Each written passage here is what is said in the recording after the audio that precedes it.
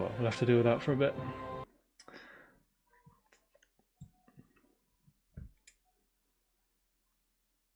Yo guys, welcome to another stream.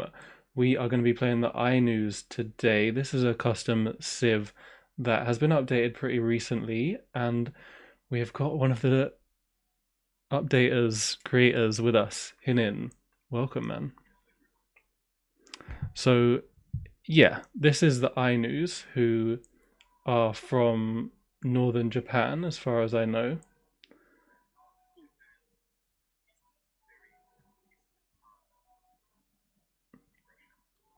Right. So, okay, so that's where it would be considered in like today's world map.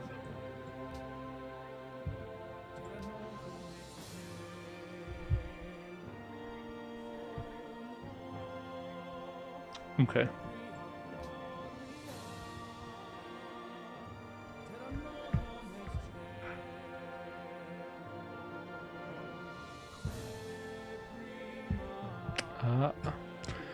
Fair enough.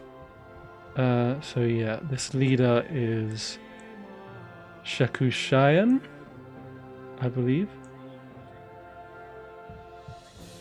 Oh, really?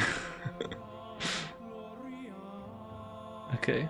Shakushain, and yeah, we got some very unique stuff with this civ, so probably we'll have to spend a little while talking about it.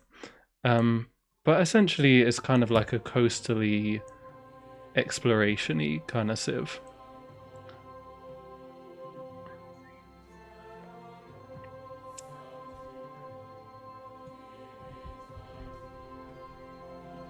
Right.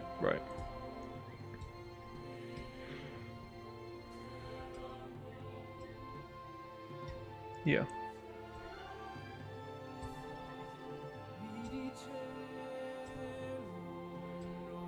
Yeah.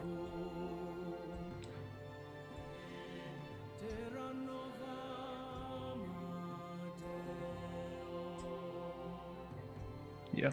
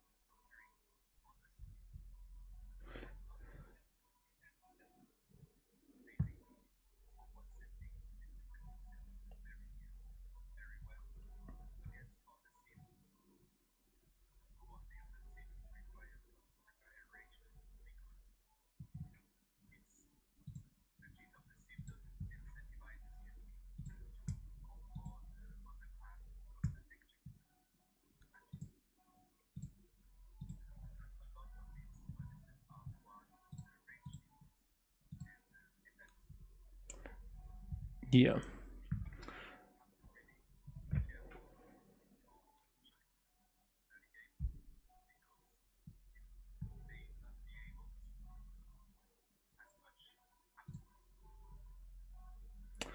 Oh, fuck. Dude, sorry. They actually can't hear you. Oh my god, dude. The combination of Discord and OBS is just so random, man. Like, sometimes it will work and sometimes it just doesn't.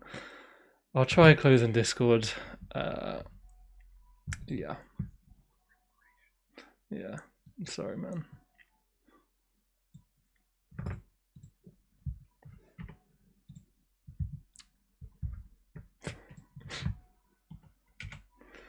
Yeah. Sorry, guys. I fucking. I don't know how it always does this, man. I mean, it's still not working. Like,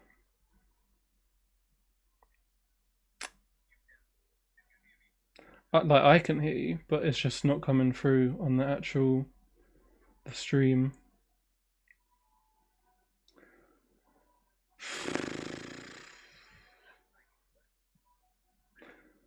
Yeah, no, like seriously, it does just randomly decide to work and then not work. I'm gonna try and close the stream and Discord and open them both. Running, but when I have it running, they will hit you. Okay, so let's launch it once again. So what I've done there is change every setting and then come back to the original settings that I was on, and it's now working. Let's not think about this. Okay, Amazing. so let's try again. Yes, I mean, yeah, you missed the whole intro. I won't make you go through it again. We'll just we'll do the legit intro from the Civ, and then we can go through like what stuff does and everything. Okay, so you can launch the game and we'll talk about things piece by piece. Yes, we were just talking a little bit about ancient ruins. It can be a little bit of an issue with the Pathfinder because it's like a very unique Pathfinder. So ancient ruins can either be quite bad or really, really good. So we're going to turn them off. Also, can you give me access to your screen, please? Yes. So that I can see what you do. Thank you. Yes, and also I don't know how the Civ works on Pangea because I mostly balance things for Communitas. Okay. Community 2. Yeah, yeah. Mine is very oceany as well. I could play on Community though, if you've balanced it for that. No. I think it will be interesting. Do what you want, really. All right, we'll try it on this. Oh yeah, who does the intro voice? Pineapple Dan's wife. Ah, really? Do you know what? I thought it was that because I think I heard her in the background once, and it sounded like. But I was like, nah, that's too random. She does. She already does a lot of great works of writing, reading, for the great works module that was added by Asterix Rage a while back. Right. And since in Ainu culture, a lot of great epics are told by women, I told myself that it would be interesting to ask her to do this. And Pineapple Dan accepted immediately, and she did it in 24 hours. It was done, so Wow. I was happy. Fair enough. All right, we'll give her her moment then. I don't know if you can hear it, but yeah. I see. I can hear it.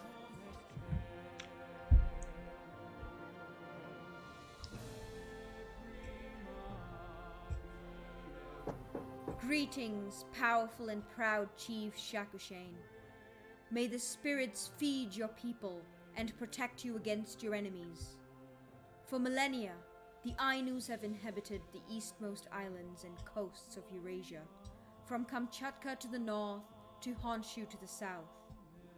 Despite the hardships, they have learned to respect these lands and thus have grown and prospered until the arrival of the Yamato and Russians.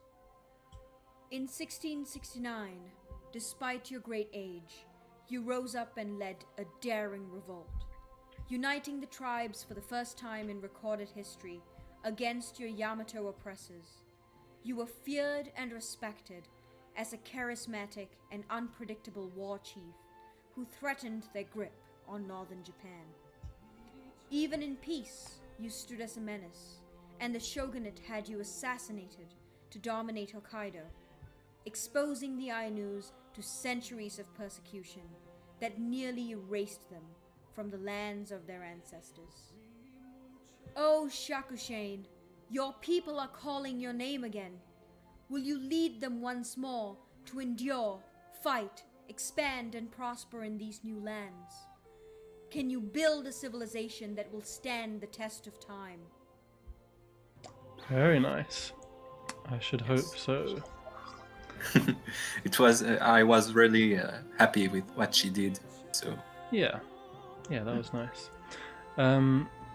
So Floating World is the unique ability.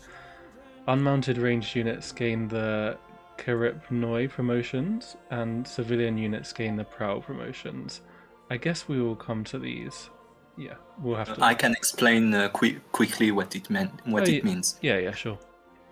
Corrupt Noye basically means that each time they attack, the enemy unit that is attacked heals for 10 HP less for 2 turns.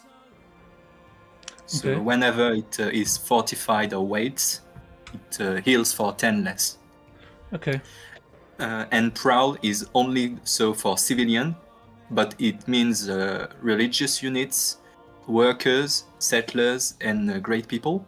So still a lot of units. Yeah. And it means that the unit ignores a zone of control and can retreat when attacked in melee. Yeah, okay. It has like the withdrawal chance thing. Yes. Okay. It is especially powerful for the Great General, since it means that you can move the Great General even in densely packed lines where there are enemy units everywhere. So it can be useful for that. I think, what is it, 60 or 80% or something like that? 60. Yeah. I mean, it's not something I want to rely on, but... No, I call this promotion the promotion that is invisible until it isn't.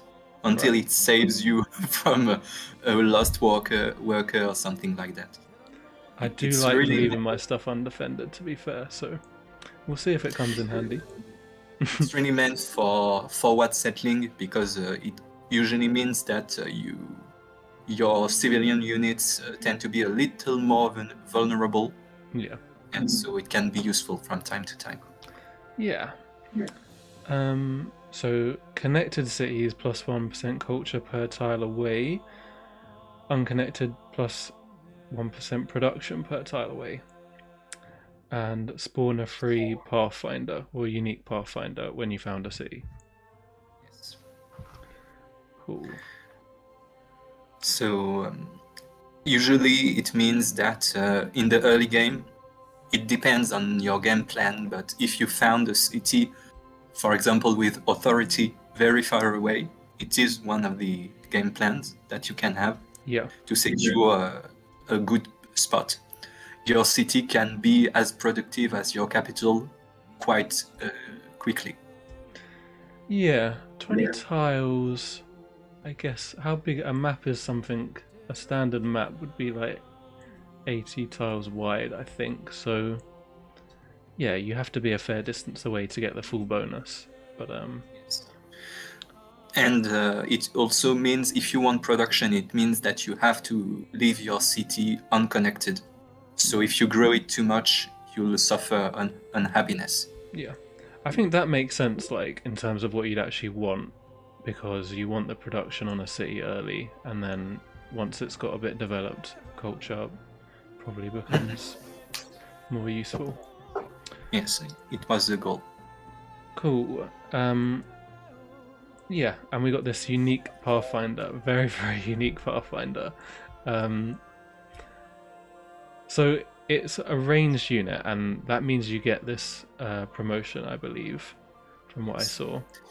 It isn't automatic, we added it manually, but the idea is the same. Right.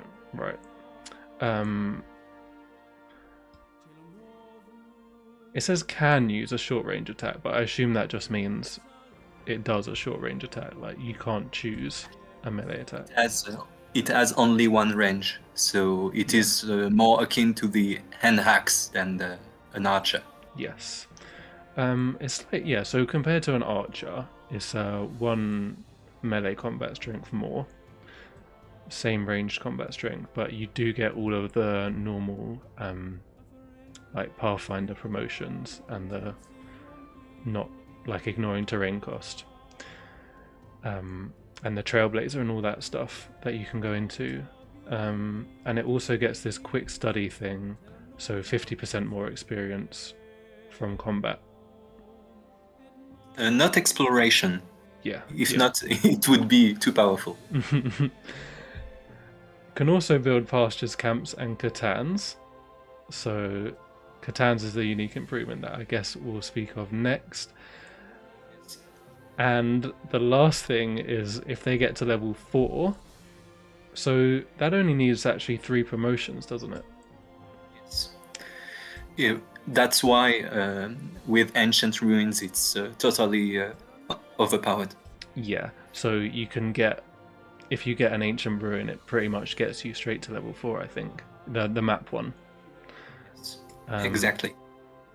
Yeah, so and then it kind of transforms into a unit which is the same, but has the ability to found a city or be upgraded into a composite bowman instead of a scout, which it would normally be upgraded into.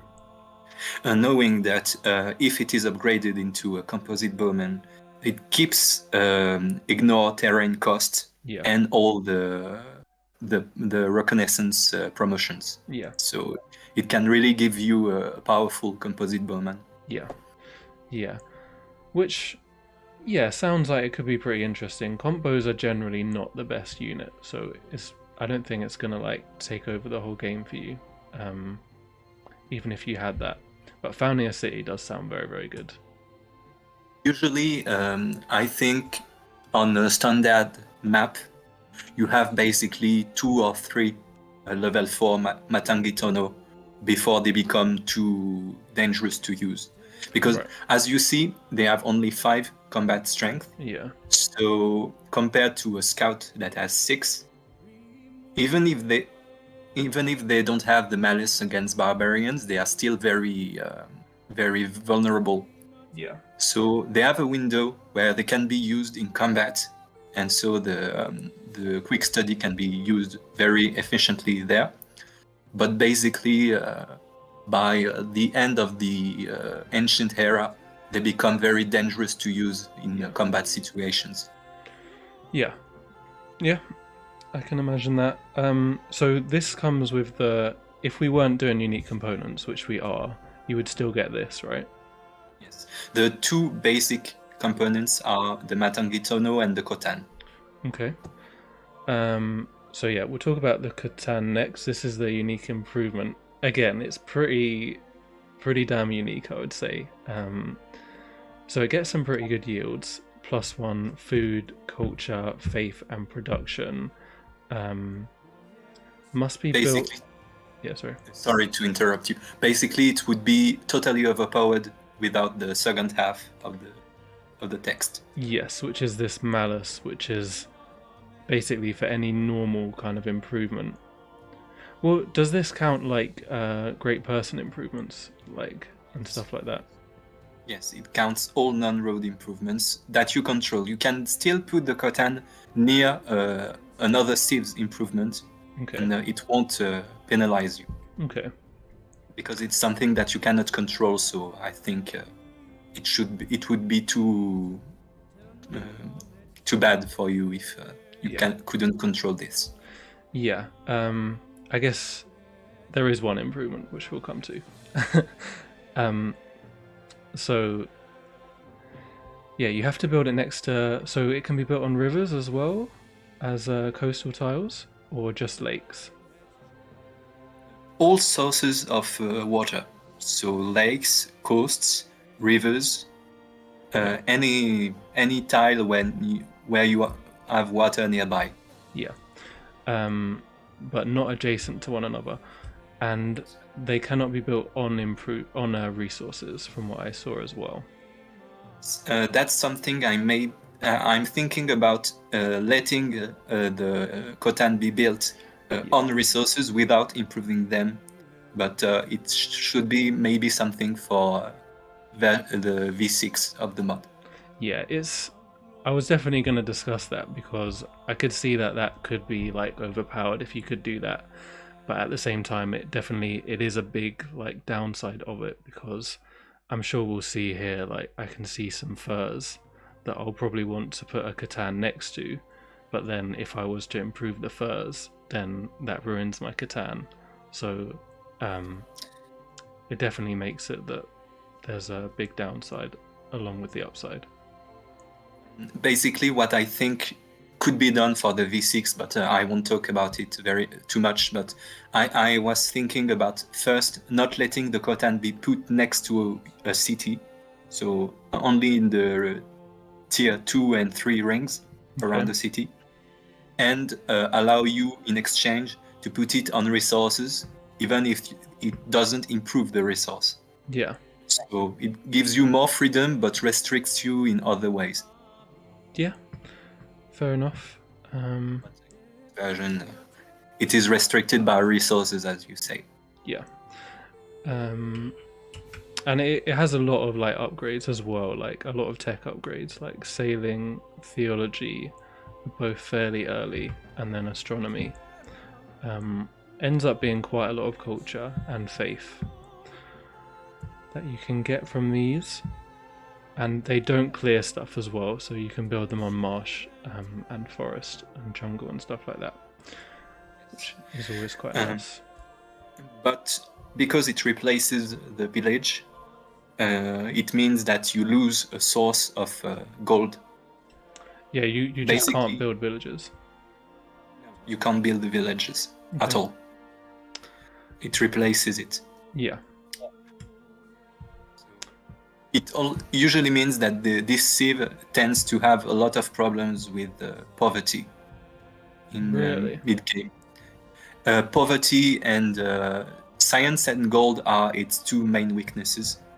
Okay. Which is, but we'll talk about it a bit more when we talk about policy choices, because I think it's something that the civ is interesting. It's an interesting point about this civ, the policy choice. Yeah, I was definitely going to ask about that. Yeah, let's finish off the yes. stuff first. Sorry. That's right. So unique explorer, but available earlier at theology. Doesn't have the ability to traverse ocean. Deals 2 damage per enemy level and inflicts the ambushed, which stops that unit from getting defensive bonuses for 2 turns. When it kills an enemy, gain 1 movement point, 5 experience, and the ability to attack once more this turn. And quite high combat strength, actually. I think that's more than an explorer. Like, with the free movement. One more than the Brazilian explorer, right, which has 20. But something to note first, as you said, it doesn't have the ability of the explorer to traverse oceans. Yep. So it's a buffed scout more than an explorer in the end. Right. And the ambushed plague only negates the defense bonus from features and not from improvements. Okay. So it negates forests and hills, most notably. Yeah. But not forts and fortresses and citadels. It would be really overpowered if not. Yeah. Yeah, I can't really... I have no way of judging how good this is. Basically, it tends to be very good in your territory because the Ainu can preserve a lot of features. Right. But the more you advance in the game, the less features like that are present. Yeah. And so the unit becomes less and less useful in that sense. Yeah. I guess coming out of theology is quite nice, actually, because that is a tech that I would often like to go for, but feel like I can't because I will have no units. And like, yeah, this is definitely would be a really good unit to have at that moment in the game. Because it is a reconnaissance unit, first, it doesn't have access to all the combat bonuses that a lot of line units, light infantry, has usually at that point of the game. And also it means that you focus a lot on the upper part of the tech tree, and so your army tends to have a lower combat strength than others. Yeah. Hence why I said that the Civ isn't really specialized in offensive warfare. Yeah. You're not going to have trebuchets and stuff like that you need. I would imagine these will see some use though. Then final thing is Great Nispa, which is a unique Great General.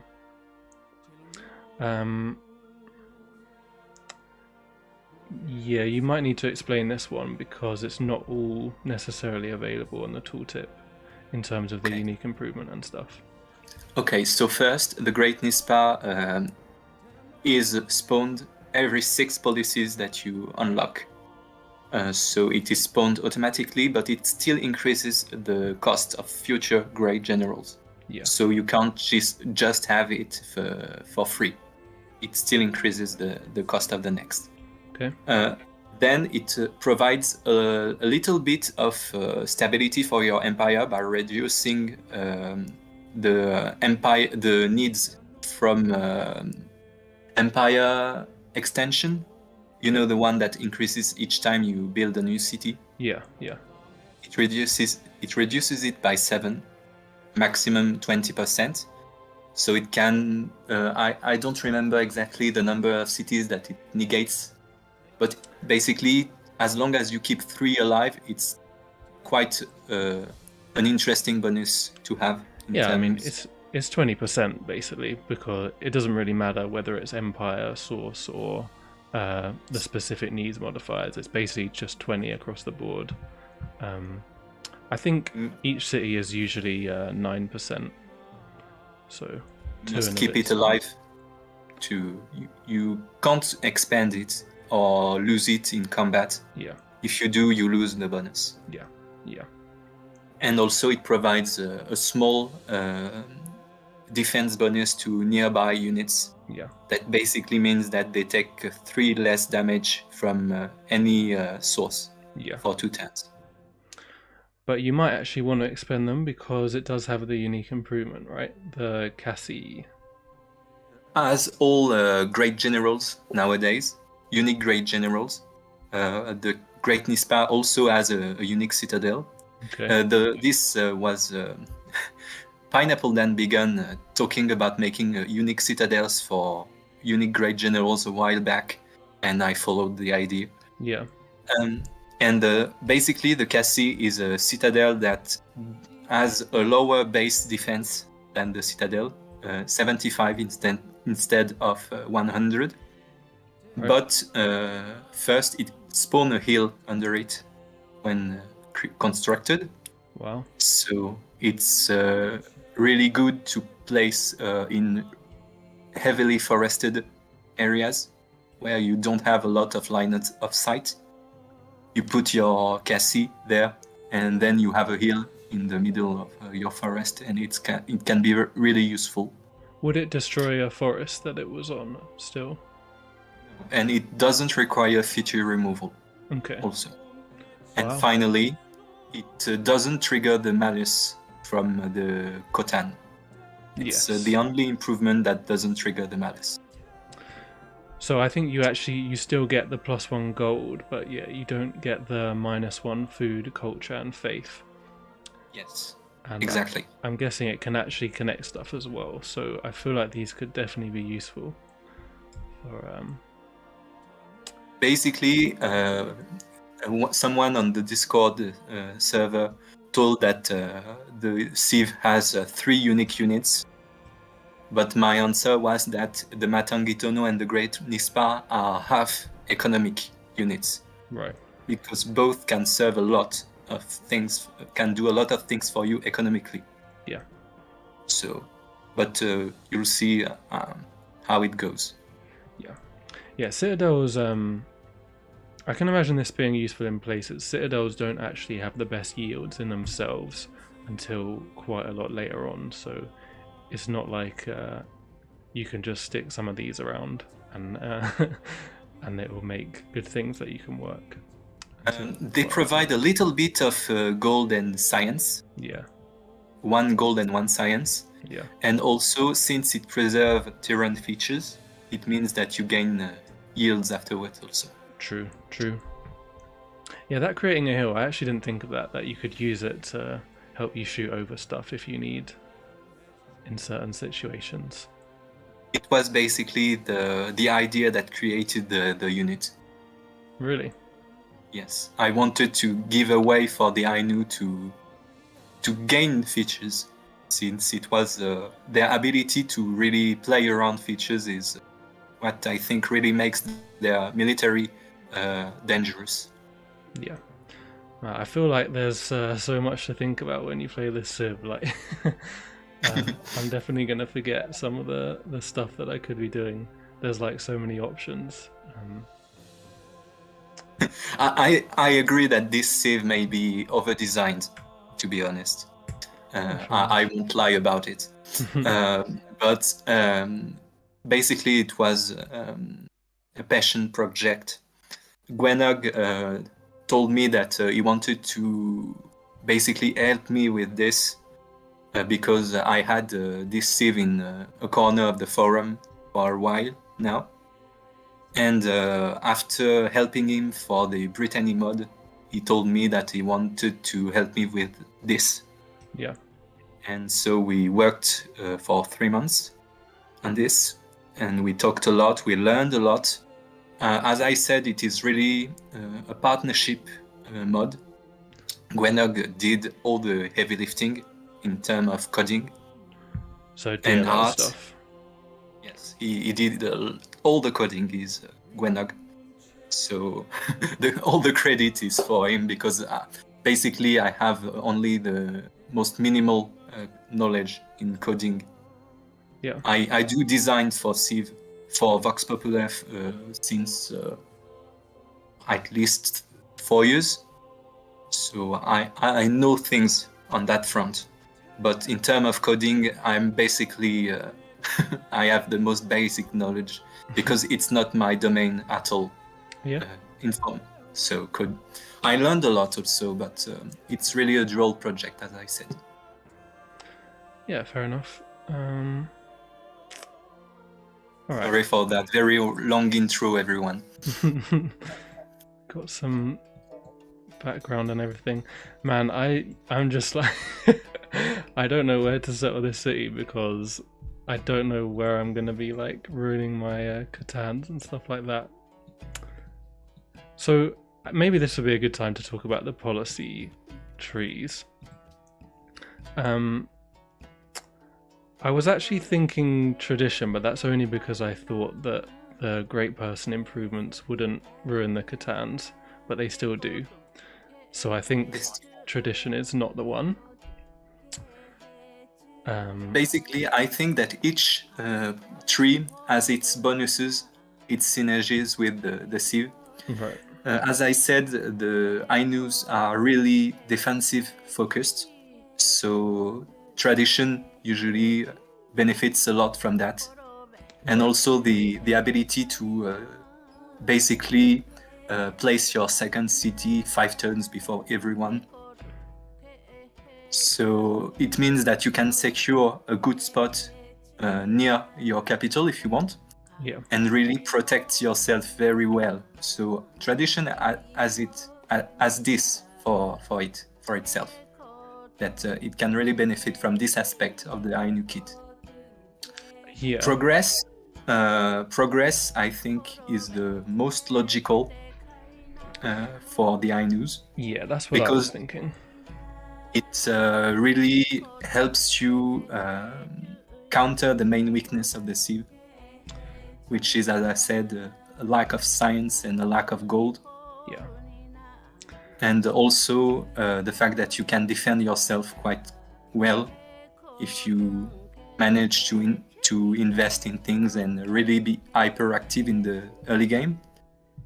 And so I think Progress can really do well with this Civ. Yeah, that's one of Progress's normal, like, big disadvantages, is that it can be pretty difficult to defend yourself if you're trying to play a wide Civ and it with no combat bonuses from Progress itself. So I can definitely see that. The main weakness of Ainu Progress is that you'll place your cities quite near your capital, usually, at least in the early game. So the bonus from your UA won't be very noticeable, I think. Because with Progress you want to make a grid of cities very nearby. Yeah. And it's the same for Tradition. tradition, maybe not as much, but for progress, since you want this bonus from city connection as fast as possible, Yeah. you usually want your cities very near your capital early on. Yeah, yeah. To be honest, I can definitely see authority as well. Like, it's also something that works well with wide. And the getting great generals. I feel like if you had a lot of these great generals, they would actually be like pretty good.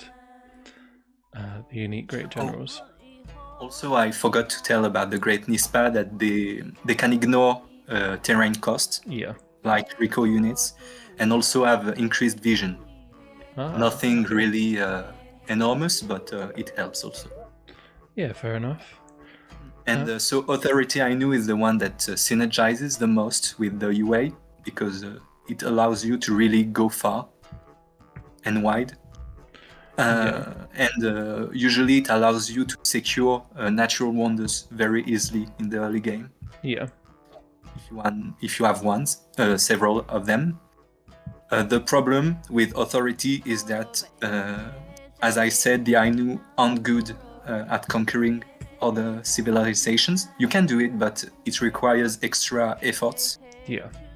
So, at least with the Katan, you have a good base culture for gaining your policies, but it's not a straightforward solution. Authority isn't a straightforward solution. It has its own problems. Yeah. I mean, I imagine you're almost always going to want to go theology first, which I don't think is necessarily the worst thing for authority. Like, most authority games, you will end up waiting until gunpowder before doing serious offensive stuff anyway. So it can definitely be good to just have a good economic start and then transition later on with authority. New patch though, we've got a slightly buffed progress, extra production here and extra 5% here, so might make progress a bit more appealing than it normally would be. So I'd be interested to see what you do with all of this. Sorry for the very long intro, everyone has said. There were a lot of things to say. Yes. But right now I stopped talking all the time and I let Milae do the work. Yeah, let's go, man. Alright, we got lakes and we've also got forests. I mean, purity seems amazing. We've actually got loads of lakes. Do you know what? That could work quite well, actually, because if we have purity, then we can work all these lake tiles, put the Catans around, and it won't be like we're really getting rid of tiles that we wanted to use otherwise, if you know what I mean. Yes.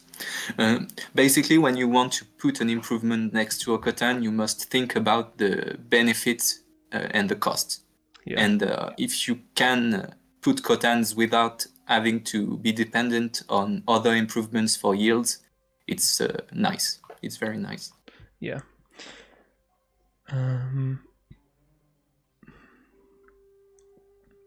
I do really like renewal as well.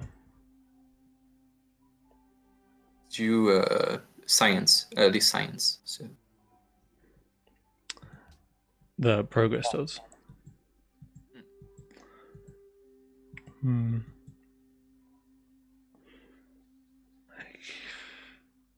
Something tells me that I should either move here or here, but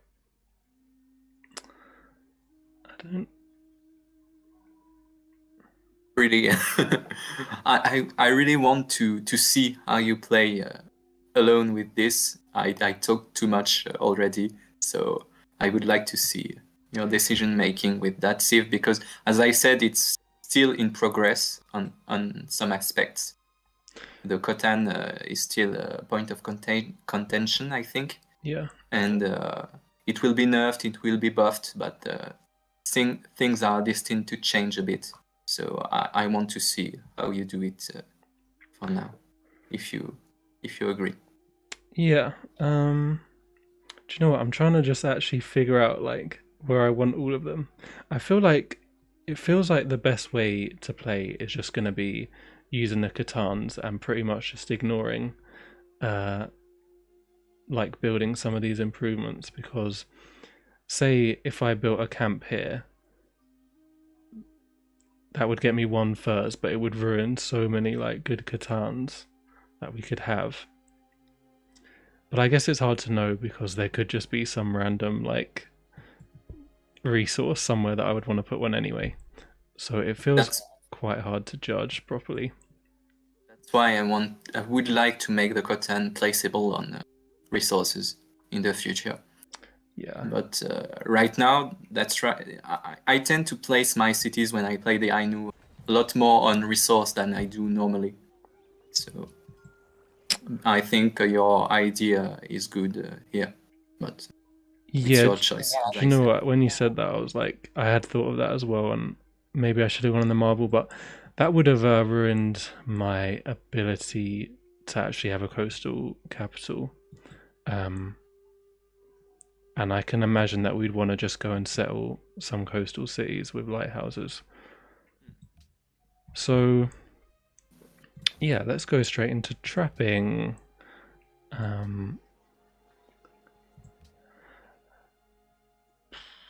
I actually think I will go for a shrine first. I would like to try and get purity. It goes quite early sometimes. And if not, renewal. And if we're going progress anyway, I definitely don't mind going shrine first into progress. If we go authority, usually I would want a monument first. But it's not actually the end of the world, because we could just get ready to kill a camp for the time that we have authority anyway. Knowing that the bonus from the Matangitono, the anti-healing bonus, works against barbarians. Yeah. So you can prevent a barbarian camp from healing, and so you have an advantage here. True, true. Plagues are sorted out now as well, because this was a issue I had when playing Polynesia, actually, that I could only... So that healing promotion, I think, is the same on one of the Polynesia units. And it's directly inspired by it. Yeah, and you could only do it once, so you could only stop the barbarian healing for 2 turns, and then you couldn't reapply it. So if you didn't kill the barb in those 2 turns, it was quite sad.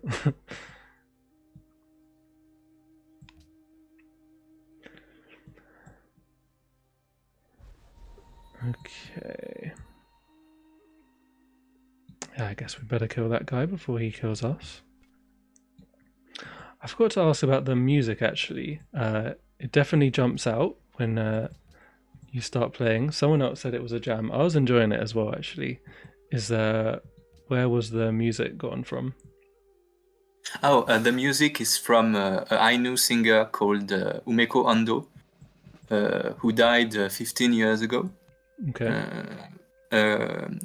She was specialized in traditional Ainu singing, and really she is basically the most famous Ainu singer I know, at least in the 20th century.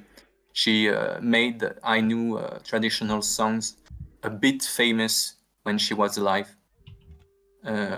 So mid 2000s, and all the basically 50% of Ainu traditional song that you can hear on the internet come from her. So she did a lot to popularize Ainu singing in the last years. Makes sense, makes sense. Do you know what? I was just thinking, why am I not finding any ruins? But they're turned off, so that would definitely explain that. So, yeah. Having another of these might have actually been better. I tend to spend my first 100 gold when I play the Ainu to buy a second Matangitono. Yeah, that is what I was thinking, but then the thing is, without ruins, that comes much later. Like, normally you can be fairly confident that you'll get some sort of production ruin or gold ruin or something to help you get it a bit earlier. Also, I tend to go for Stonehenge early, personally, because I want the early science from the council, and also to have an early. Basically, I want to have the science from progress as soon as possible, and so early culture is really good. Yeah, So I go Monument, Stonehenge, and at the end of Stonehenge, I I start unlocking trapping around the middle of Stonehenge, and usually at that time I have 100 gold and I can buy the Matangito. That's yeah, my game plan for the first 30 turns, usually. yeah. That does sound pretty good actually. Also, the time needed to build a Matangitono is really long. Yeah, It's the maximum. You can see it's 12 turns. yeah, So really long. And it's because usually you won't build improvements around, so it compensates. And also it makes you more wary of where to build the improvement. You can just simply tell yourself, "Oh, I will build it everywhere as fast as possible," right. because it takes time. And if you misplace your Katan, it usually means that you lose a lot of time. Yeah, yeah. Fair enough. Do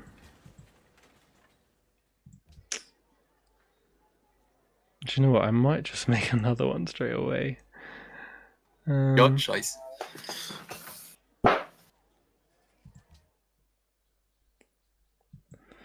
Obviously, not having culture kind of sucks.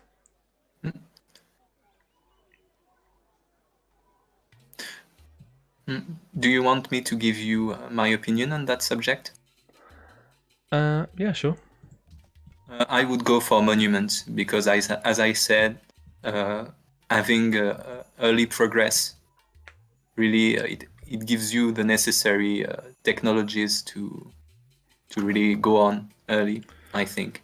Well, the But thing is, with progress, I never think it matters too much about getting it like straight away. Like the bonuses are retroactive anyway, so even if we get the like unlock progress later, we still get the 15 science per city per citizen in the capital and the 15 culture per tech. So you don't lose quite as much, I think, as getting authority or tradition later. fair enough. Your choice, as I said. Yeah, I think this will work all right as well because we can invest in the monument, so it won't actually be much later than it would have been. But it would be more expensive to buy this guy. Really strange map that you've got. Yeah, Lots of really.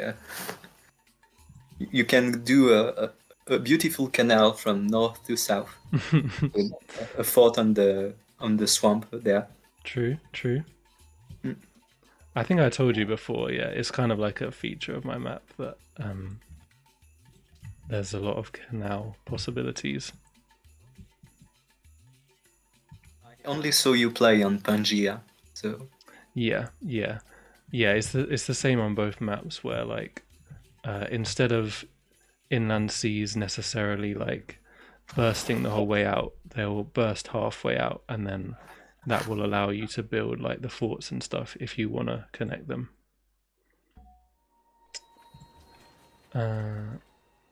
Okay, yeah, this is where we need the monument because our border growth is shocking, but we'll get it in like 5 turns.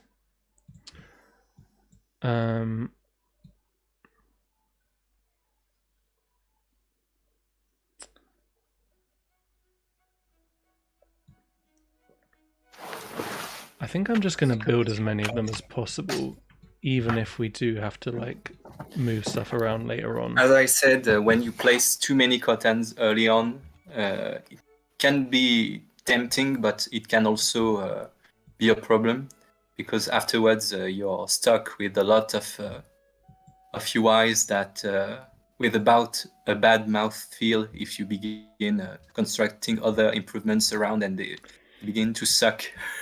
It's true. It's true.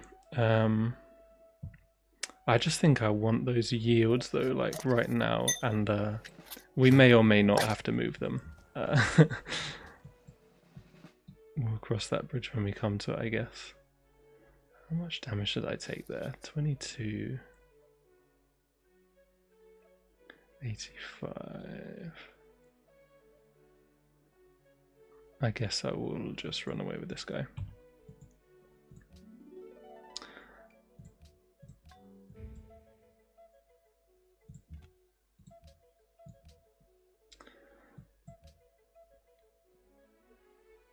Yeah, I think I'm just going to go straight along to sailing, actually.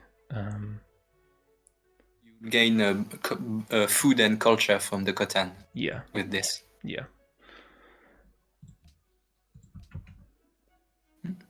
One idea, because it's right that the Katan maybe has a bit too much bonuses from techs.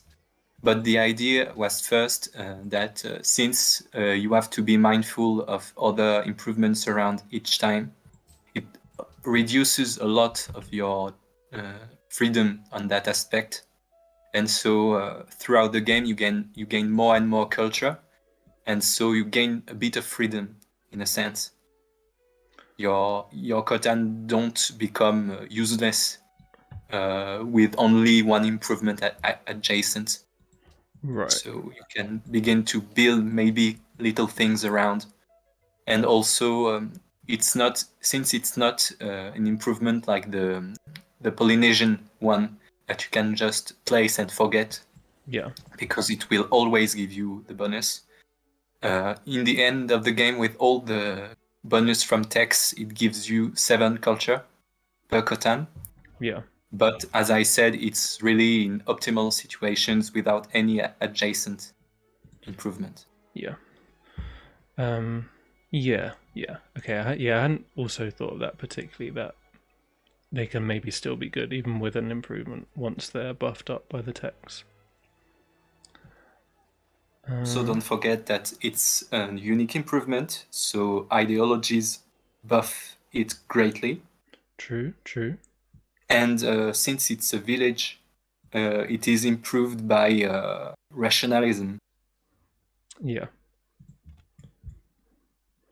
Okay, I need to save my dude here, man. Yes, he is a bit of a tangent here. So that promotion, the Wither, bruh, he might die still. We'll try to heal, so it won't do much, but it's based. I think I can save him, actually. I think he will live because I think we can kill this guy next turn and then block it up with this guy. I think.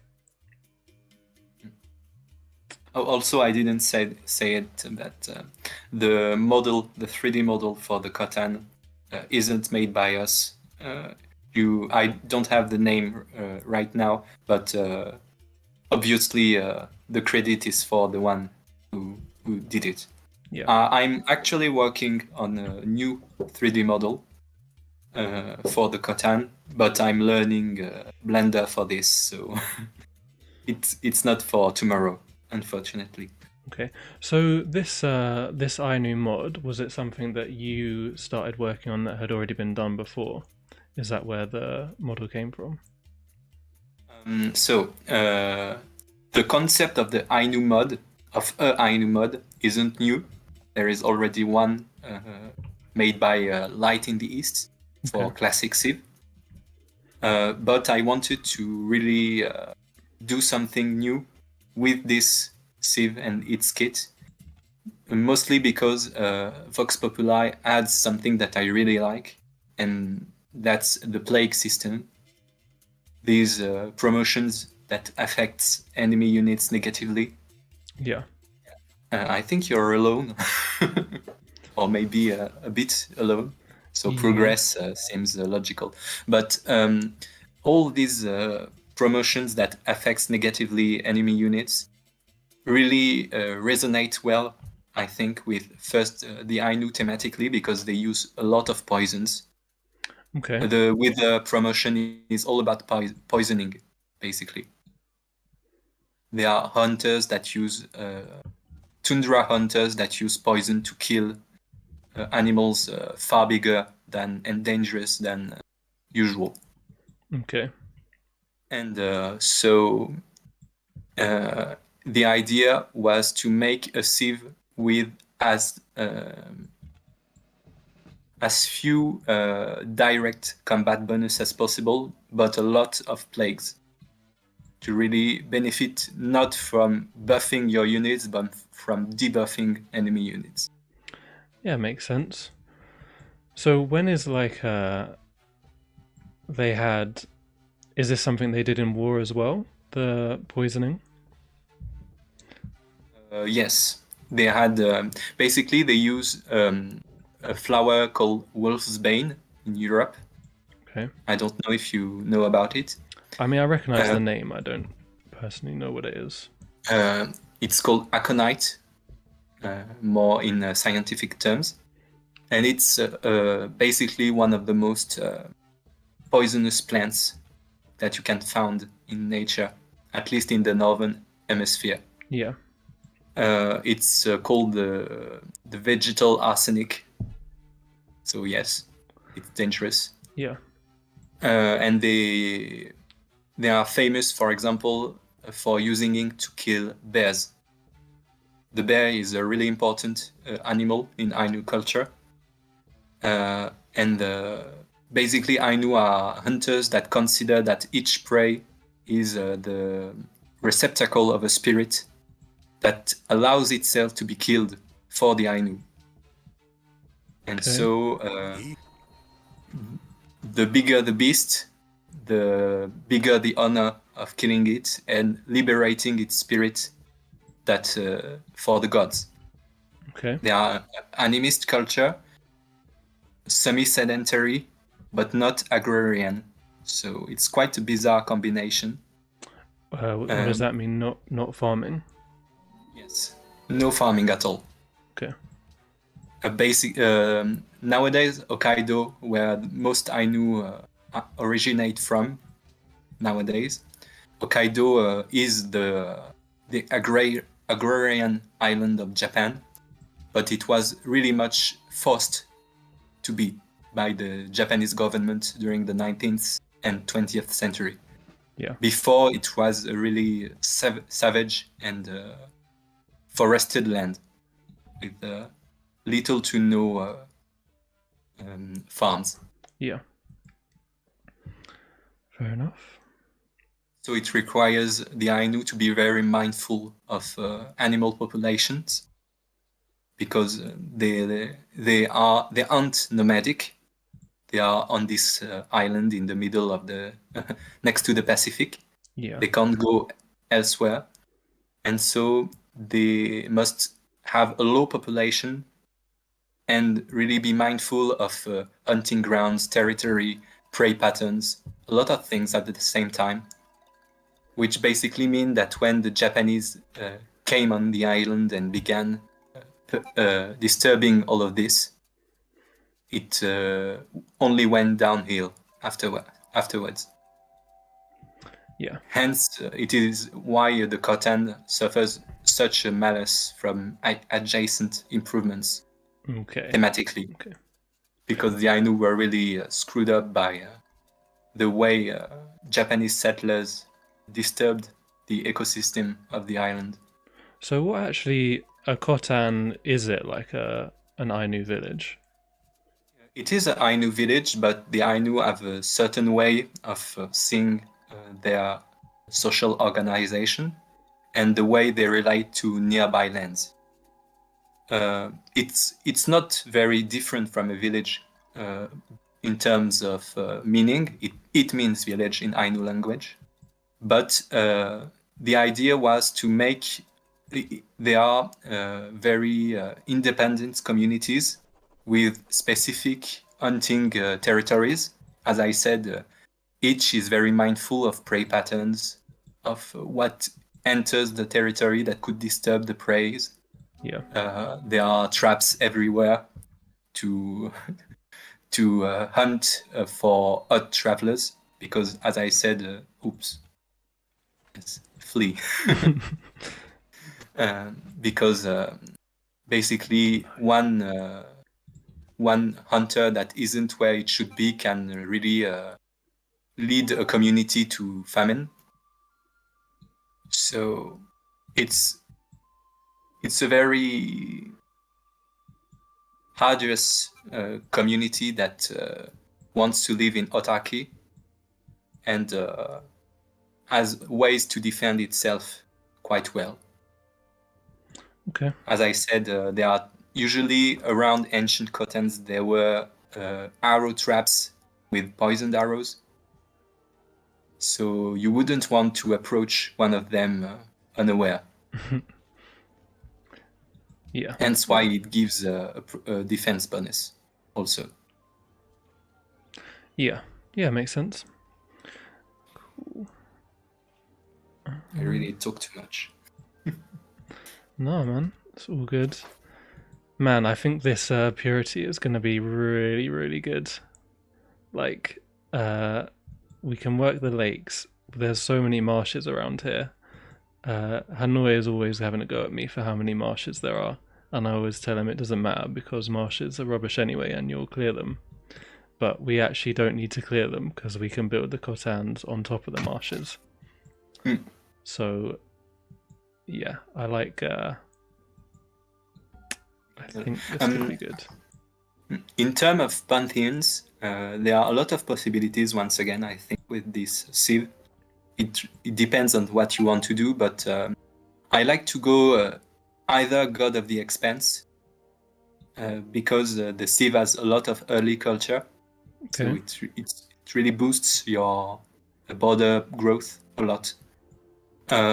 Or God of Nature, because you can secure natural wonders easily with this sieve. Or God of Renewal, as you said at the beginning, or God of Purity. It really depends on what you find. Yeah. But the fact that you can preserve features early on, as you said, is really impactful on that front. Yeah. I'm sure, like, it feels like I would just pick whatever the land was like. I don't think there's any one pantheon that I was thinking before the game would be good. But like, it's nice to have with the renewal and with purity because you can build the improvement that doesn't remove features, so you can keep the bonus and have an improvement. Man, what's the barbs about? I need to find out where I want to actually put this settler as well. I didn't really know what else to build other than the settler, so... Oh. Okay. There's barbs everywhere, man. Which usually means that you are quite isolated. True, yeah, we definitely are isolated. I mean, I guess I should go somewhere in these marshes, actually. If I can figure out a good spot. What they advise you to do with this city on the hill may be good. Yeah, true. Not going to get much of that bonus, though, are we? From I said your progress, so you want a city within 4 tiles of your capital to really create the road quickly and gain bonus science. Well, it shouldn't matter, actually, because we'll just do it through the lighthouses, I think. Get the connection that way. Do the roads, do they have any effect on the Katan? Alright, we got Rome as well. No, they don't have any. They have no effect on the Katan. Okay. Another thing I forgot to mention. Which usually means that you have a lot of freedom in what you want to do with the roads. because you don't have to keep in mind this idea that you later in 50 turns you can place villages here and there. Right. To benefit from the road bonus.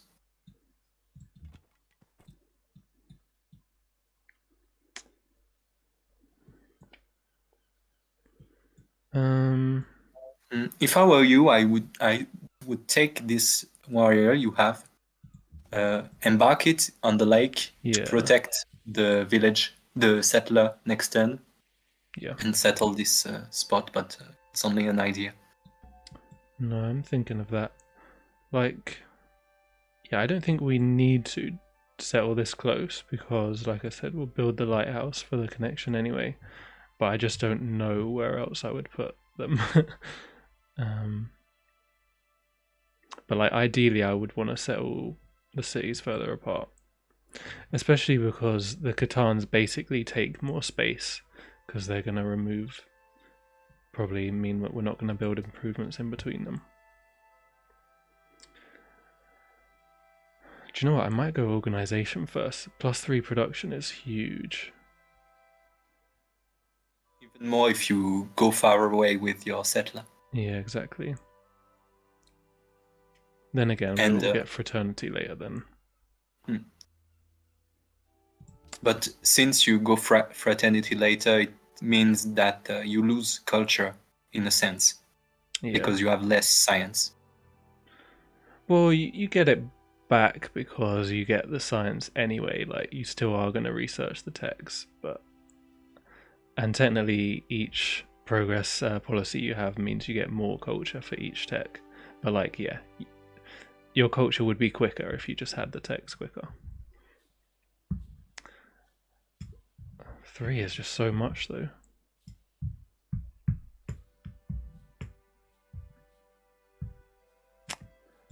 I am gonna do it. We have really good culture, so we might be able to get to fraternity in decent time anyway. That sieve allows you to make things that you thought unthinkable at first. Then I think that my job is done. So I'm quite happy. Yeah, I mean, like I said, there's so many decisions to make with this sieve. Okay, camp there. Maybe not as many later in the game, but during the first 100 turns, I agree that there are a lot of things to do.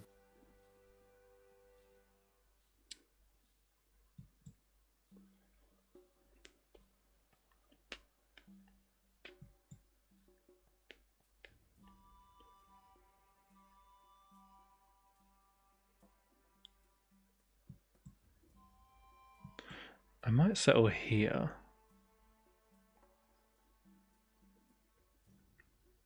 I'm planning out all the Katans, man. Every Katan is in my head right now. Something also to keep in mind. I don't know if you thought about it, but since Katan basically means that you'll have a few very noteworthy tiles, but also a lot of very useless ones. You don't want very populated cities. You want to keep your number of citizens quite low, as low as possible. Even more if you want to settle far away. So basically, settling near rivers, where you usually want to be, because you gain more per citizen thanks to the water wheel. I think in the case of the Ainu, it isn't as obvious of a choice. Yeah. Because as I said, you'll usually, at least during the first half of the game, you won't want to have your cities, at least your secondary cities, you won't want to have them with more than 5 citizens, or something like that. Fluched. Yes, I think there will be a problem. Yeah. Well, is this if he captures it, does it turn into a worker? No, it doesn't turn into a worker. It's only if you capture the settler of another major civ. I'm sure we'll get it back then. And maybe we'll get that old withdrawal chance. Yes. Maybe this promotion will be useful. Yeah.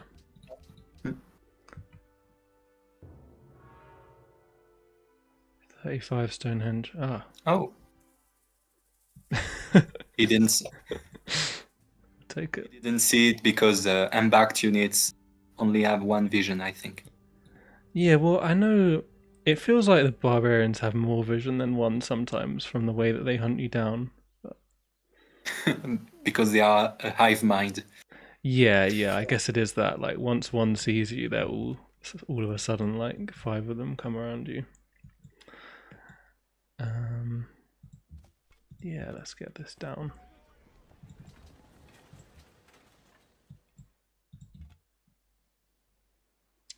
Should start building this. Oh, wow, I just got one spawned, of course.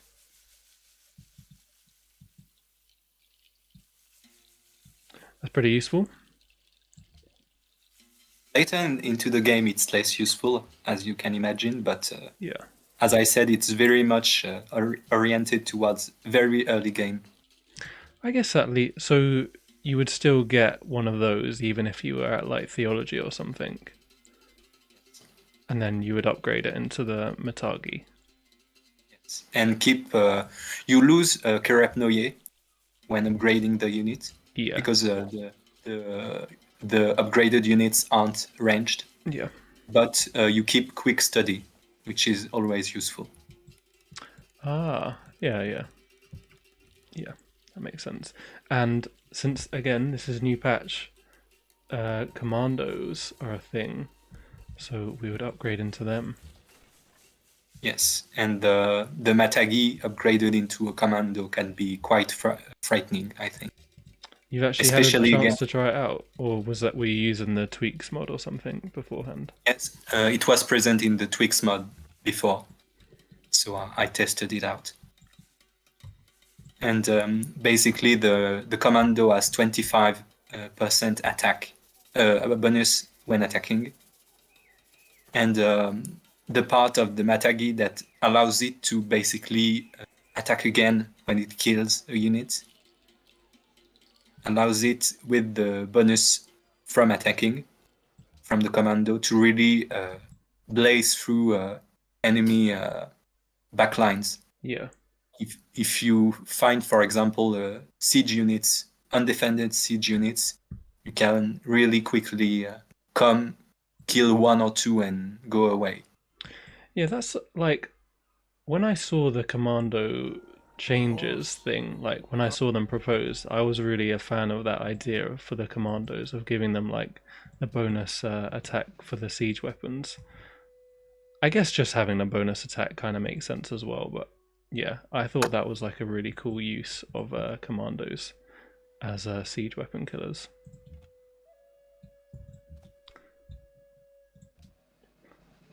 Now that the recon unit line isn't basically broken in two by the Zeppelin that made the whole line a bit dubious to use.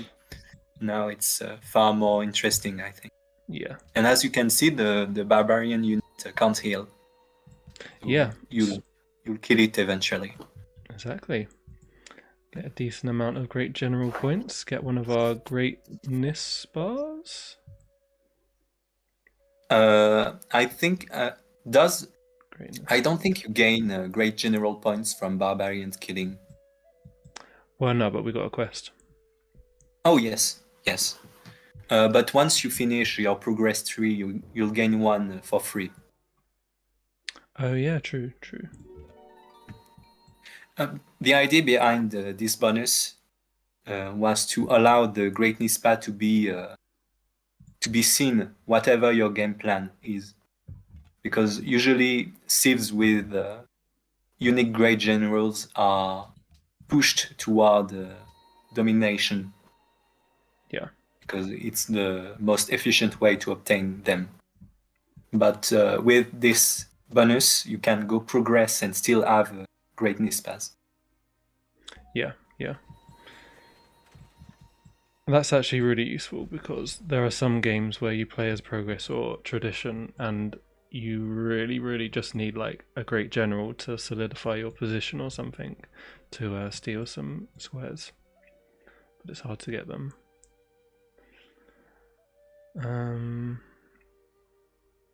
Maybe I've gone a bit overboard on these Matanginotus. Matangitono. Matangitono. Tu peux, I start speaking French. You can call them Mata, I think. It's easier to pronounce. Mata. And yes, means winter. Okay. I guess we should use them to kill the bobs first, and then once they get to level 3, I believe, is you have to send them out to explore. Like, you can only get up to level 3 from killing bobs. I think. You can also use 1 or 2. If you want to use that strategy, you can attack a city-state to reach level 4. True. But now that you're too far to go back on that strategy, usually I let in the capital, and I only use my first Matangitono to explore to reach level 4 with my first lands. You didn't do it because you don't know the sieve, but that's usually my game plan. Right. Which, like, you wouldn't explore with the warrior, you mean? Yes, not at all. Yeah. Because that's experience lost for the Mata. True. I guess I will build... I mean, I don't know. This guy will probably get to level 4 soon. Then you can think about either building a city or having a composite bowman. But I think this early in the game, there is not a lot of questioning to do. It's mostly about early cities. True. I don't really know what else to build in the capital. Like, is it even worth building a market or a caravan at this point? The gold is good. Gold is always good, and you won't have a lot of it. At least early. Yeah. Okay.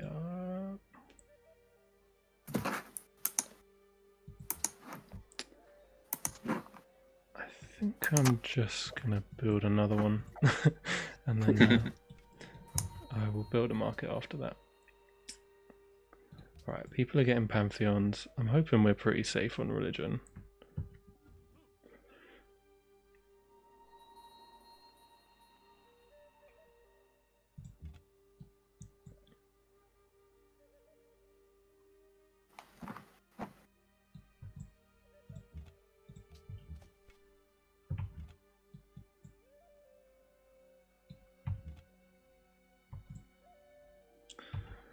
Is another one just going to spawn there?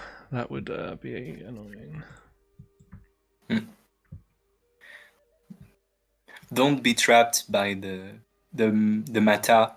You usually, when I first began to play the Civ, I built a lot of them because I felt that they were so polyvalent and useful. But as I said, really soon they will start to be crushed by basically anything. So, well, we'll have scouts anyway if we want, I suppose. You won't win wars with scouts. That's for sure. Yeah, fair enough.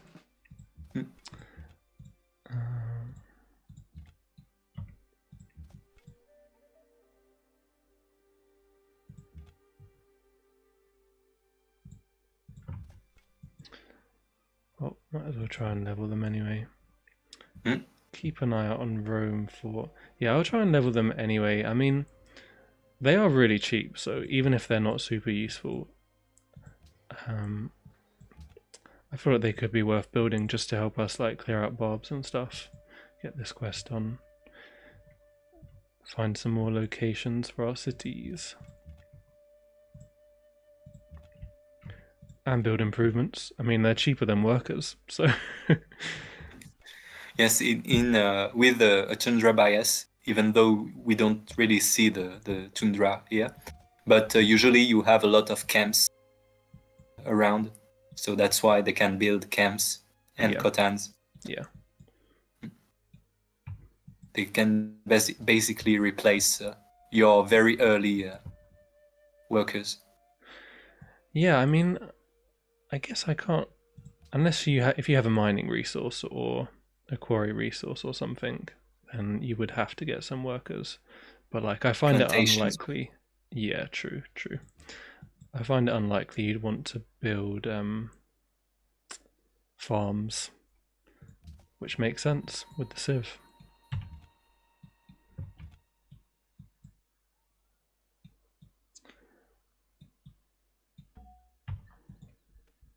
Okay.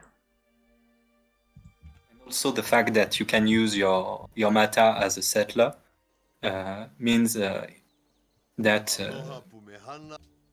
you can really, as I said, secure natural wonders easily, because these are recon units.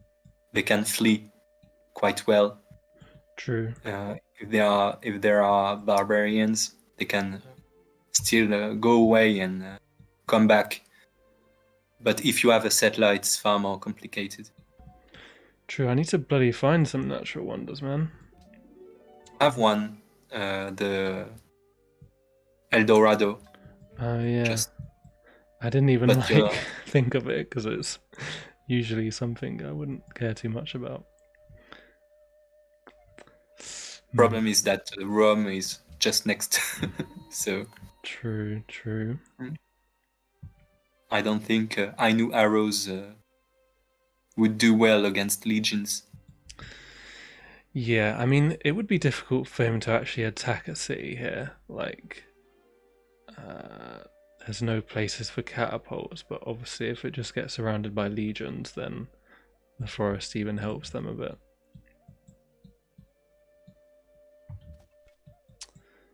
At least if you manage to get Matagi before they attack you, you can negate this problem by removing the defense from forests.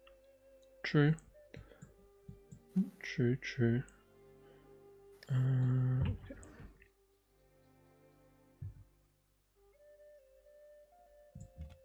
Man, these do take a while to build. Maybe I should have gone for that other, just for that tile improvement rate.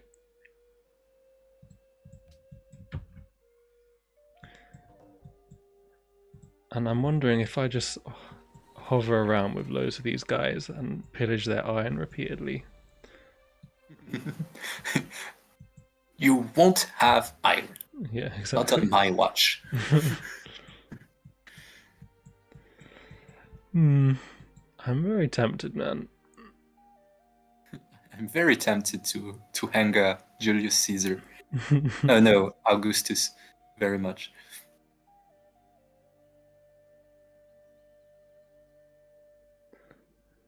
I feel like don't forget. Yeah. Yes, sorry. I feel like we'll settle so many cities anyway that even if I was to lose one, I could probably just take it on the chin. Might try it.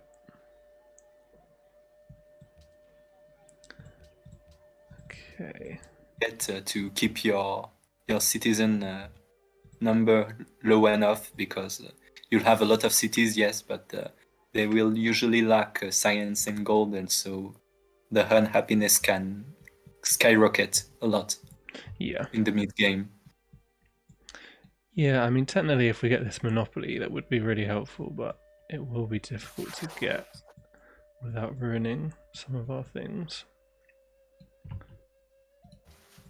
One nice thing is that your fur here, just south of your capital, is not next to a Katan right now, so you can think about improving it. Yeah, true. It actually may never be, because I could put one here instead, and that would... Yeah. That would all work well. Oh shit, this is Venice. I just assumed it was Rome.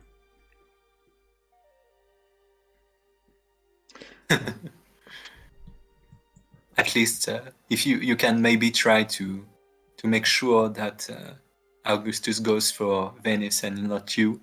Yeah, true. I mean, he must hate Venice, surely.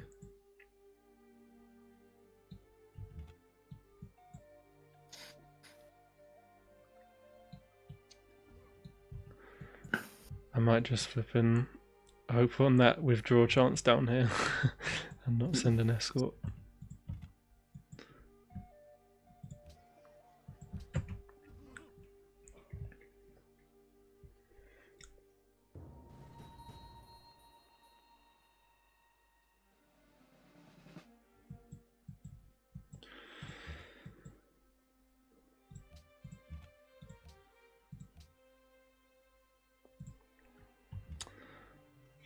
So this guy is level 4 now. Yes. So once you select a promotion, it will transform into a founder version of itself, called Heir of Heir of Oina, and it simply means that it gains the benefits that we talked about before. Becomes founder. It's got a nice little thing that came up as well. We added a lot of pop-ups to this sieve because we wanted to keep things clear. Yeah. There are a lot of plagues, a lot of effects with Yeah. this sieve, so could be a little confusing at times. I don't really need this guy over here, do I? I could just use him. Oh, it doesn't feel nice to use up my level 4 scout, I have to say. Like, You have a settler here, so you can at least use it there, just next to your objective. So true. I think I should bring him over this way. We'll find somewhere for him over here. Faffing around with settlers is something I do quite often, actually.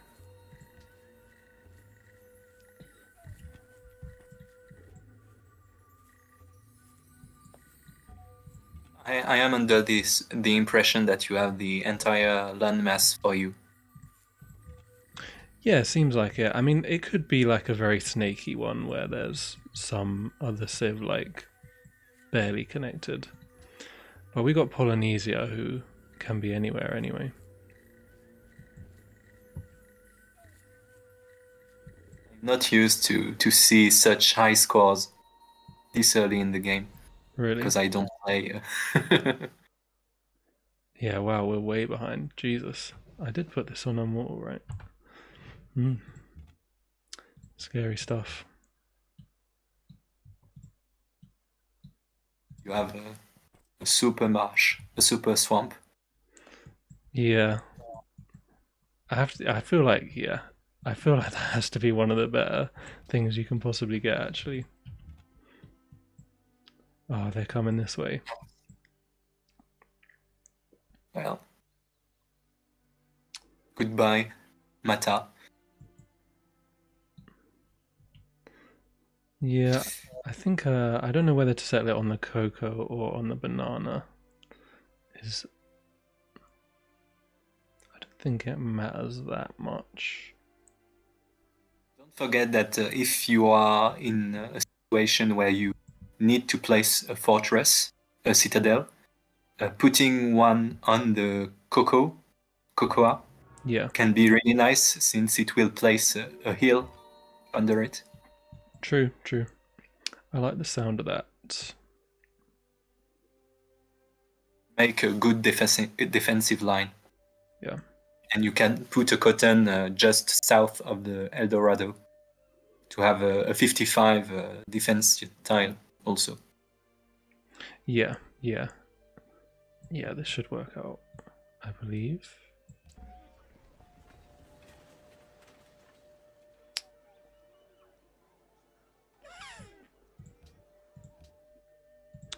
Okay, this guy spawned, so I guess I'll want my Katans here and here.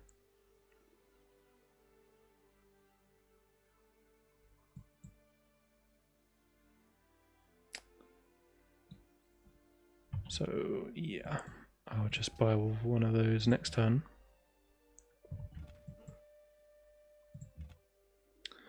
Okay, 2 more built over here. Yeah, I mean, I feel like the culture particularly, I mean, and the faith, like, and we're about to get more culture and food from them. They're definitely pretty good. It's really early game based. Yeah.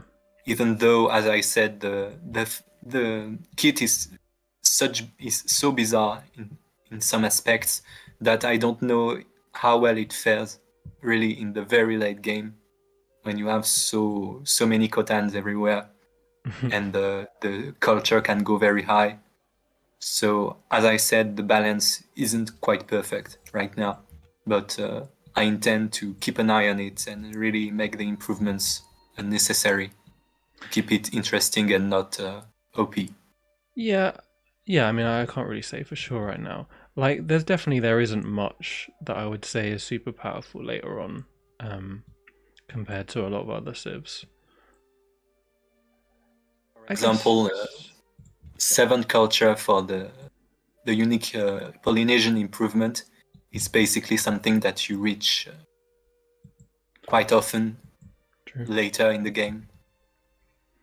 You can place so much of their unique improvement along the coast and gain a lot from them.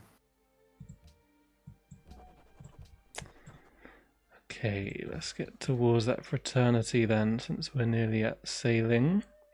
And we can do these photos.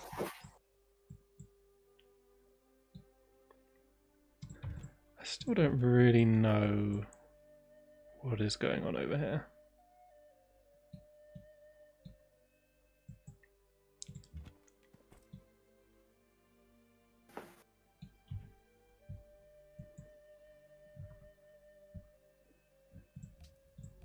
Salve.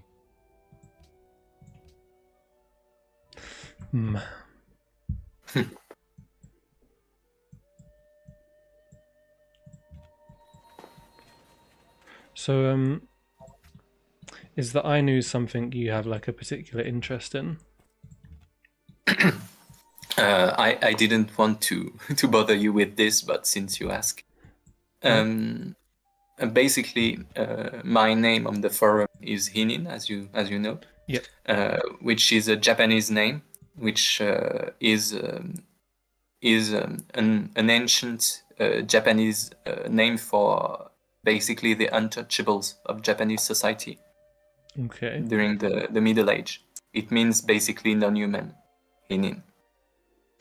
Because I began in I started in studying history because I was so interested by the history of Japan and more precisely discrimination in Japanese history. Okay. And what does that mean? All the categories of the population that are persecuted. Right. Because Japan has a lot of interesting aspects to its history, but this aspect in particular resonated a lot, I think, with me. Okay. Even though I am not Japanese at all, but I was simply interested by this. And so I was also interested by the history of First Nations in America and Canada. And the Ainu are at the crossroad of these two great themes that I am very interested in. They are basically the indigenous people of Japan, of northern Japan, that got persecuted to the point that they got recognized by the Japanese government as a culture only 10 years ago. Basically before the Japanese culture considered itself to be homogeneous and so all other cultures of the archipelago were denied. Right. And the Ainu have a lot in common with Amerindians. Genetically, they are we think there are a lot of hypotheses about this, but we think that they are distant cousins of the Tlingit, who are an Alaskan, is it the word? Yes. Yeah. An Alaskan indigenous people Yeah. who are also they are the subject of one of Pineapple Dan's mods, the Tlingit. Right. And so I have been really interested in by I don't think my English is very good there, sorry, but basically it has been as I said a passion project to really think about how all the unique characteristics of this culture that has been persecuted for so long can be integrated into Vox Populi using the tools that we have. Yeah. And I won't say that the Ainus are this poor persecuted people all the time, because and no culture is pure, can we say? I could say. Right. Shakushain, the leader of the civilization, is a good example of that. It is both the idea of this guerrilla fighter resisting the Japanese influence on the one hand, and when you study his life, you discover that he was quite a brutal and cunning man, very brutal. Right. Right. He lived in a brutal society during a brutal century of Ainu histories. He was Maybe 16th century, did it say? 17th century. 17th. Yeah. So it was during the time where, just after the great period of Japanese Civil War, so Japan was starting to consolidate its power on the archipelago. Yeah. And Hokkaido, which had been preserved from Japanese influence for centuries, began being settled by Japanese settlers and miners and hunters. And it led to a lot of tensions with Ainu communities and between Ainu communities.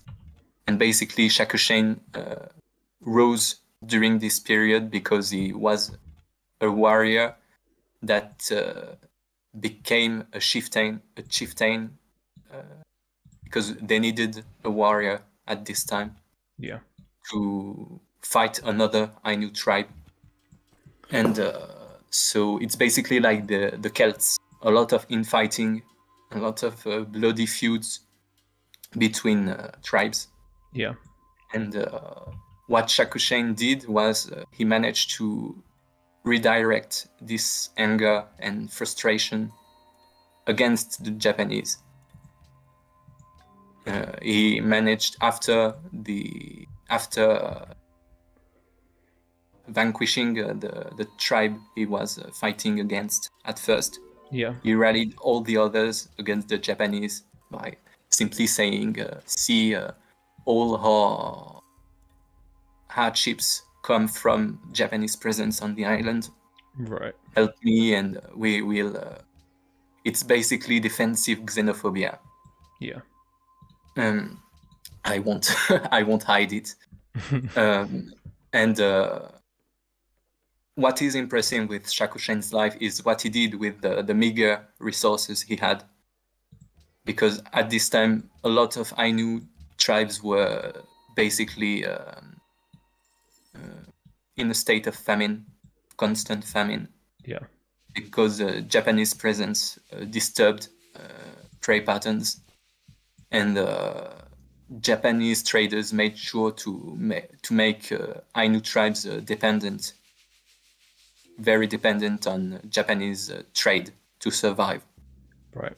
And so it was very difficult timed for a rebellion, and the rebellion failed. But the rebellion failed because the Japan shogunate was frightened so much by how Shakushain basically arose out of nowhere and unified the tribes for the first time in history. This region was considered a backyard and underdeveloped, pacified region that Japan could slowly integrate, and suddenly you have a full-on rebellion. So it was quite frightening, and so the shogunate had him assassinated immediately after he signed for peace. So it shows how much they feared what could have become of this region if he had stayed in power. Yeah. But not a good man if we use a contemporary vision of morality and the way to do things. But his the life he led was also quite difficult at first sight, so I won't judge. Yeah. I mean, I guess it depends if he was just making up the whole Japan's fault thing, or if there was actually some like merit to it. There was a bit of both, to be honest, when you look into it. Yeah. Basically, it's right to say that the Japanese clan that was present on the island used the tensions of the tribes to increase its power. Right. Very much. Because it was a tribe that was dependent on trade to survive. And so it used trade to manipulate the tribes against one another. Yeah. But at the same time, Shakushains basically used the death from smallpox of one imported Ainu chieftain to say that the Japanese had him poisoned. So from both sides, it wasn't a very simple period. Yeah. Fair. Sorry for once again talking too much. Mate, that is exactly what you're here for. Oh. Oh, thank you. Like, how do you find out all this stuff? Is it something that's easily available online, or do you have to do some serious research? A bit of both. Some aspects of Ainu culture can be found quite easily. For example, music can be found on YouTube. Right. Quite easily if you take the time to look into it. Yeah.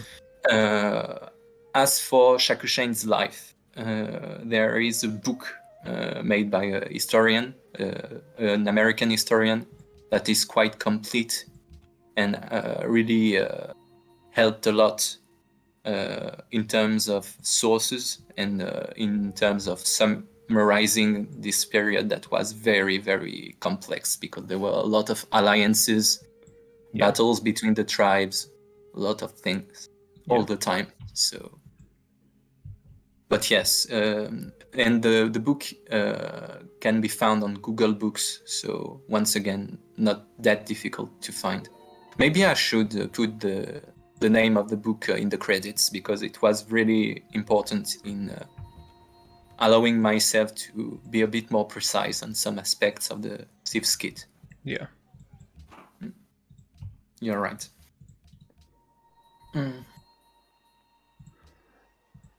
And right now I see that your unhappiness is rising.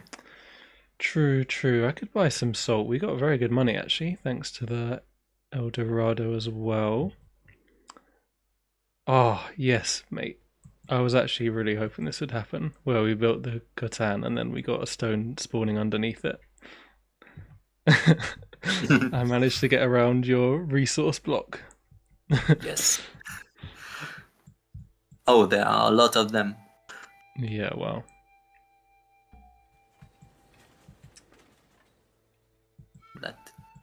That makes for good production if needed. True. I should still be able to actually build a stonework as well to get it buffed up. So I'm planning to just go writing, I think. I would really like to get to theology. If we could build Borobudur, that would be amazing. That's a pretty difficult wonder to get. Man, tech is pretty slow actually. But we should increase it quite a bit once we get to fraternity and have some lighthouses and that. I should buy that.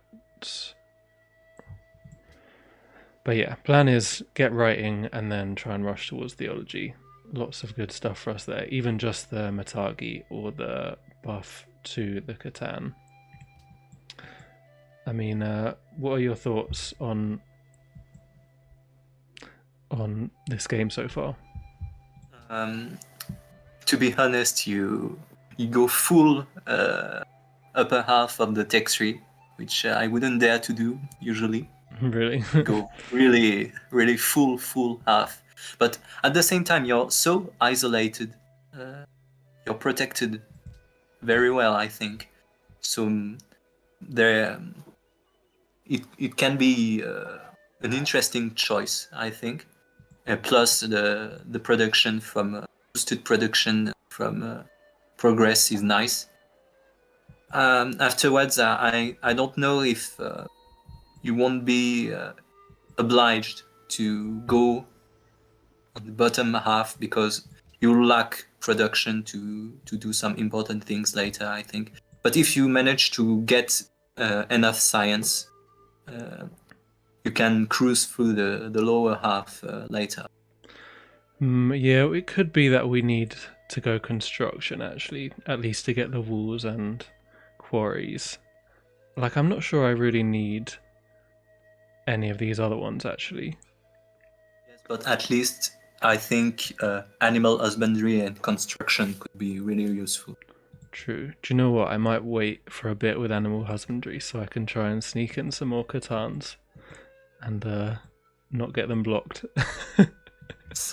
Yes, you see that's exactly that kind of thing that makes me wonder if I should not allow Katans to be placed on resources in exchange of a penalty elsewhere. Yeah, probably I would say that. I mean, I still don't know if they're even good. I assume they probably would be too good if you just said they can be built on resources with no other downside. In exchange, I would either remove the food from the base yield, I think. Okay. Because you don't need it that much, to be honest. True. And also maybe a restriction in terms of placement. What would you think about forbidding the Katan to be placed next to a city? Would it be too much? It would definitely make the early game difficult because you'd need to buy tiles and stuff. Because like the way I've been doing it is literally just putting a city down and building them straight away with the. That's the usage for free matter spawned by the UA. So yeah, that would be a bit counterintuitive to modify the Katan that way. I agree. I mean, I think if you're talking like overall, that change would be. It would make it worse in terms of like power level. Yeah, I guess that it would be like counterintuitive and stuff as well. Okay, so I think the main idea I have right now is to allow the Katan to be placed on resources, but it wouldn't improve the resource. So, for example, if you put it on the cocoa, you wouldn't gain the luxury resource. Yeah. Like what the Polynesian improvement do. Yeah. I would reduce the base yield a bit by removing food, most notably. But maybe in exchange for for removing the food, the base food, I could lower the malus. Basically remove the food from the malus. Yeah. So the malus would only reduce faith and culture, which is already big early in the game. Yeah. Yeah. That's what I have in mind right now. I see that. But yes, that's good. Probably, Especially if you can gain the marble quickly. True. Yeah, I can't though, because I haven't even gone for construction. Ah, yes, you don't even have a mining, so you Um, can't even remove the forest. You're full-on ecologist right now. True. Yeah, 14 turns is really long. I might just not even bother with this. I don't think. It just feels like we probably wouldn't get it anyway, and I really need the lighthouse so I can start getting the bonus science. The fact that the AI governor likes specialists so much isn't good for the Civ. The AI in general doesn't this Civ at all, as you can imagine. Yeah, it's just difficult, so I can definitely imagine it would struggle a lot. Simply because it builds improvements everywhere, whatever you do. So yeah. Something I really like with survivalism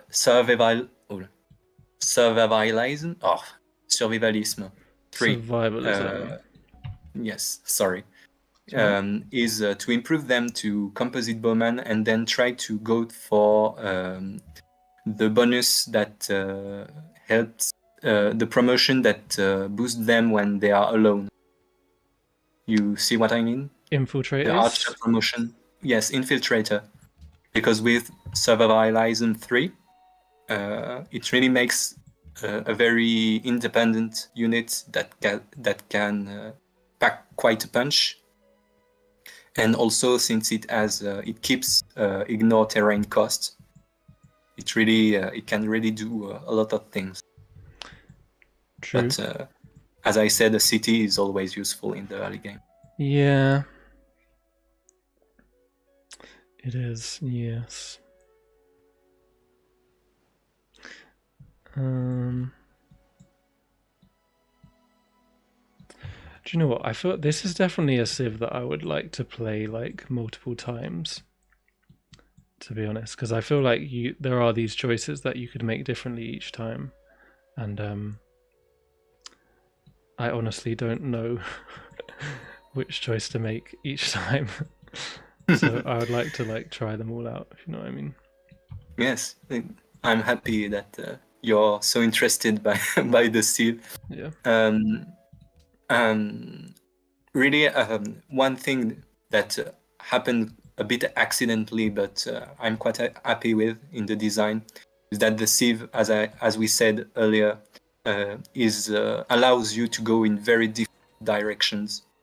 It doesn't like Arabia very much wants you to go tradition. This Civ can work in different ways. Yeah. Even though progress tends to be the most efficient, but you can do a lot of different things because different parts of the kits synergize as well with each of the 3 early trees. Yeah, I definitely think Authority would be interesting, and it would be like a different kind of Authority game to the normal type where you're just going infantry cannon.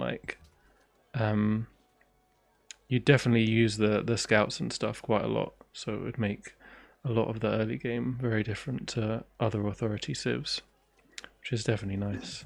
I think it would be more of a forward settling in your face civ that puts a city 4 tiles from an enemy capital and just waits for the enemy to blow from hunger and decimates them with archer fire. That's how I see it. Yeah,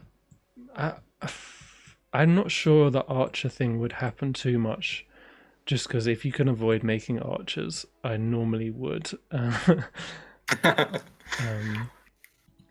Say in the Babylon game, that's about as good as archers can be, and even so, by the end of that game, I was just like, oh, just give me some tanks, man. I can't be bothered with doing these attacks. That's the problem with tanks that we already talked about. True. But yeah, even so, just the upgrade path on archers is pretty poor. Like combos are alright, but crossbows are pretty bad, and musketmen are like slightly bad. For the tech bonuses for the Katan, I wanted to make sure that the bonuses go from the upper half to the bottom half of the tree. Okay. So you start with sailing, and you in industry you are rifling. It makes sense thematically because the hunting, the Ainus adopted firearms during the 20th century. Yeah. But also it gives you an incentive to go for the bottom half later into the game, and so gain a bit more bite in terms of production and military capability. Yeah, so it goes theology, sailing first in classical era. Yeah. Theology, then astronomy, then rifling, and then radio. For two culture, right around the end. Cool. I think I just want to settle this guy. Where do you reckon? The two whales can be very interesting, I think. But the problem is that the good tiles are full of resources. Once again, the problem with the resources when you play Ainu in this version. But maybe if you can settle the deer tile, can be good. Does a fishing boat count as something that would reduce the Katan?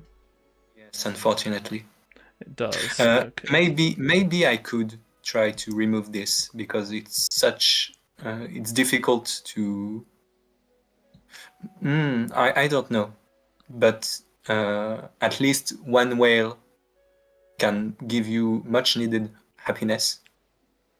And for example, if you settle the deer, you can build a Katan just up north, and the whale on the east can be improved quickly.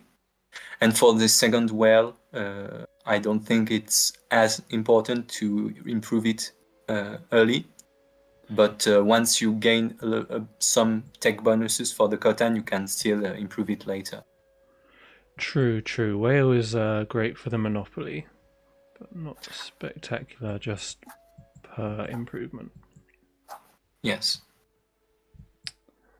Okay. Or you can try to see what is up north.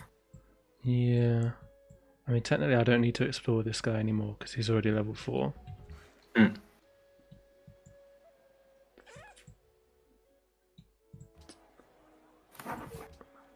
Okay, I mean, this city's looking pretty good. Okay,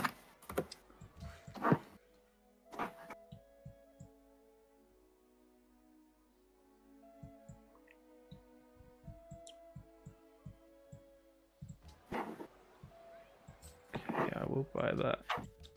And we will go writing, even though it's definitely greedy. That's the problem with this sea, when you are too greedy and then your empire crumbles from unhappiness. Yeah, the unhappiness, I don't feel too bad about it because I don't really need to build any other stuff right now. Also, Rome did actually go to war with Venice. Good news. Not sure if I pointed that out, but yeah, that is great news. Yes, so...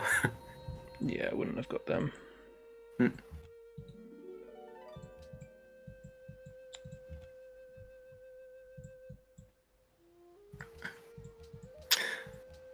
Also, one thing that we wanted when we did for the Ainu, we wanted also to inspire ourselves a lot about to inspire ourselves. What is the correct word? Sorry. Take inspiration. Oh, yes, take inspiration from Ainu symbolism as much as possible. As in like because art and stuff like that. yes, Ainus don't have art in the same way that we do, because for them art is doesn't exist as a separate concept. They take art and symbolism as tools, as religious tools. For them, for example, each sign has a deep meaning that when you engrave something with a sign, it gives properties to the object. Okay. A bit like Egyptians with hieroglyphs. And so, for example, if you take a look at Shakushain's clothes, Yeah. a lot of signs, symbols on it, simply because these are meant to protect him from spirits, from bad spirits. Even the symbol of the civilization with the thorns on the outside and the spiral on the inside is meant to symbolize the community and the protection against hostile forces. Yeah. And all the unit flags for the Civ are inspired by Ainu clothes and such things. So we are quite happy with the result. We had the help from one of Gwenog's friend, who is comment on dit? He did the design for some of the unit flags, for example, the Mata's one, with the combination of the symbol for herb and the symbol for eye, so an eye in the forest. Okay. Something like that. So But who we are did the drawing of yes, the drawing for the Civ symbol and the unit flag for the Matangitono and the Matagi is one of Gwenok's friend called GP. He is in the credits. And for the Great Nispa, it's Asterix Rage, who also did a great work, a great amount of work, and beautiful work for the promotion icons. Yeah. Because there are 10 promotion icons for this Civ, unique. Oh wow. So yes. And almost all are inspired by Ainu symbolism. Except Prowl, because Prowl is the invisible promotions, as we said. Right. Wait, so did you say who did the drawing for the leader? GP, the art for the leader himself. Yeah. We took a picture from the internet and added a lot of filters to it first, and then Gwenog did some work for the lighting and the background. Yeah. We had a lot of different versions for the background, indoors or outdoors, but we preferred this one in the end. It's a collaborative work once more. I did I applied the early filters, and then Gwenog refined the process with help from Asterix Rage, who is quite experienced in terms of design, picture design. Yeah, I mean, it looks really cool in my opinion. Thank you very much. Okay.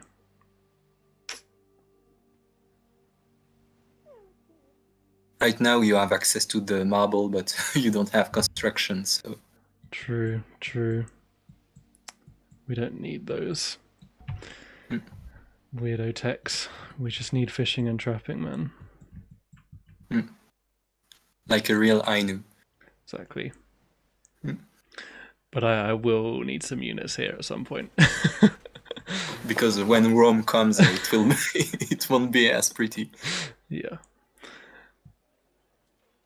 Do you know what? Religion is a lot later than I was hoping for. I guess I didn't really prioritize shrines, but we should definitely get one at least. I might not get first religion, so I hope we don't get what we wanted nicked.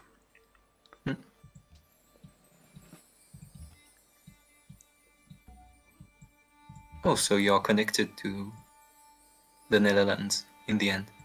Still. Ah, that's actually annoying because I need this place to be connected by sea. I didn't realize that was a land connection, but yeah, we are connected to Netherlands. I need to explore like all around here. Or you can put a city just at the isthmus there, so you can make a connection. True.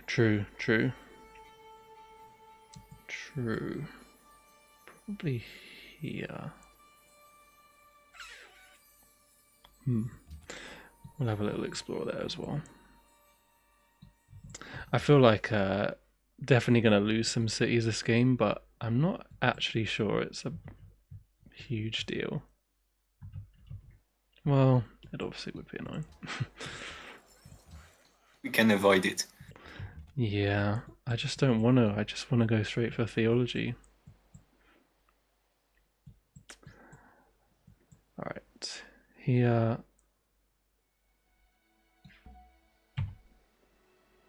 Should be good.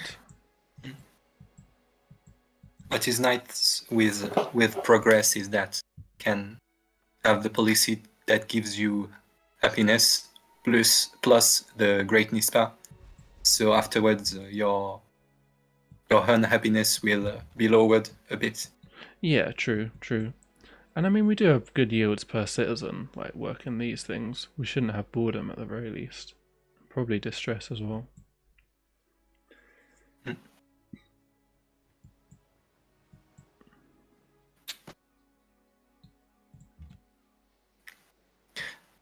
By the way, how do you fare with France currently? I know that you are doing a walkthrough with this civ. Yes, it's gone very well. I managed to get the tradition. I mean, have you seen much of it? Yes, a bit. Not the last episode, I think, but Yeah. Yeah, I managed to get the tradition start that I really wanted, and managed to also get a really weak neighbor who kept like donating me cities so that I could get the great writer and musician bonuses. So yes, you reenacted Napoleon's conquest of Germany times, if I remember. yeah, but it was more just picking off his outer cities rather than marching straight in there. Yes. Yes, so it gave you the ability to trigger your UA quite often.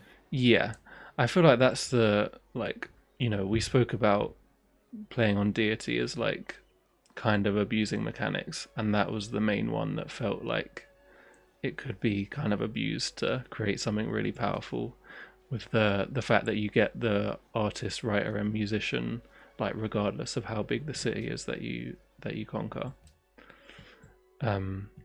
Because the other bonus is obviously powerful, but it's so hard to get that it's not really something you can reliably like use, unless you're already doing well enough to conquer people anyway. And you, if I remember well, you didn't even start to build salons. So No, afterwards, it will really. You have so much great works when you play Tradition France with some conquest on the side that you'll have the way to trigger a lot of teaming bonuses.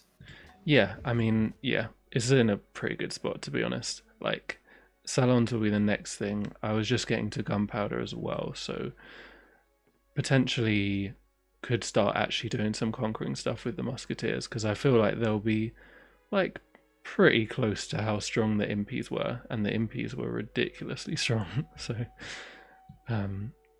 if I can just take a couple of big cities and keep the percentage culture bonus with all the great works we already have, I feel like it's gone really well. But it was like a like really good start. So yeah, it was always going to go well from that, I guess. One idea I had for the musketeer, because as you know, I like history a bit, and musketeer as line soldiers doesn't make sense, to be honest. Well, to be honest, like And I've heard of them only in the movie context. Like I don't really know what a musketeer actually is. no problem. Basically, there are two phases in the history of the. First, there were a way for minor French nobility to gain access to basically to put the children in safe places, cadets of minor nobility. Okay. The firstborn can inherit the estate, but the cadets had to find a way to gain money, to gain a bit of money, and so the musketeers were basically the same. It is the same system as the Spanish conquistadors. It is a way for nobility to have a way to exude, to do something and not cause trouble for the crown. Right. For the Spanish crown, the way was to send them as far as possible, and they did a lot of things. Okay. For the French nobility, they were engaged in a sort of minor soldier regiments called the Musketeers. And at first, it wasn't very much, to be honest. But it really ramped up during the reign of Louis XIV. And then they became basically elite royal enforcers. So they weren't on the battlefield all the time. Yeah. Sometimes, for example, D'Artagnan, the most famous musketeer we know, was killed on the battlefield during a siege. But a lot of the time they were basically messengers, spies, secret agents that could be sent to, for example, arrest nobles that had displeased the king. Like the most famous example is once again with D'Artagnan, who arrested a famous noble that had the audacity to make a feast that was too beautiful for Louis XIV. That basically showed Louis XIV that he wasn't the richest and the most powerful in his own kingdom. Okay. Yes. And so seeing the musketeer as a line unit, to see them everywhere as line soldiers, is a bit it doesn't make sense historically. Yeah.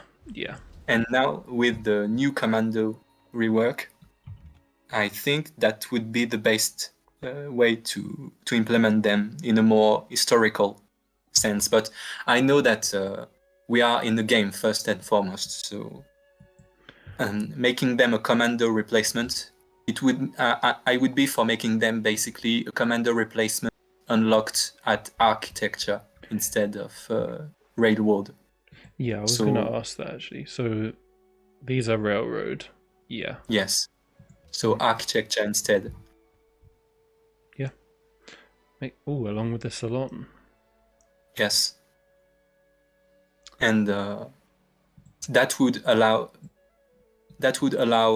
the second unique French unit to be an infantry unit, but maybe an earlier infantry unit to allow the Civ to win wars consistently a bit earlier. Right, so you would replace the plane with another earlier one. Yes. What I have in mind is a Frankish axe thrower. So a unit that, like the Impi, can attack in range before attacking in melee, and each attack would trigger the UA bonus, because each attack is taken separately into account by the UA. So either a swordman replacement or something like an early, like the berserker, an early longswordman replacement. Yeah. Fair enough. That would attack 2 times. Another solution would be a reference to Napoleon with a unique cannon, which I think would be a bit more popular since currently there is no unique cannon in the game. There's Great Bombard. Yeah, there's no unique cannon in base game. A cannon that could attack, that could have a way to attack several times. But the problem is that the Korean Hwacha already does that. So Yeah. there is a lot of thinking to do, but basically the main idea would be to make the musketeer a commando.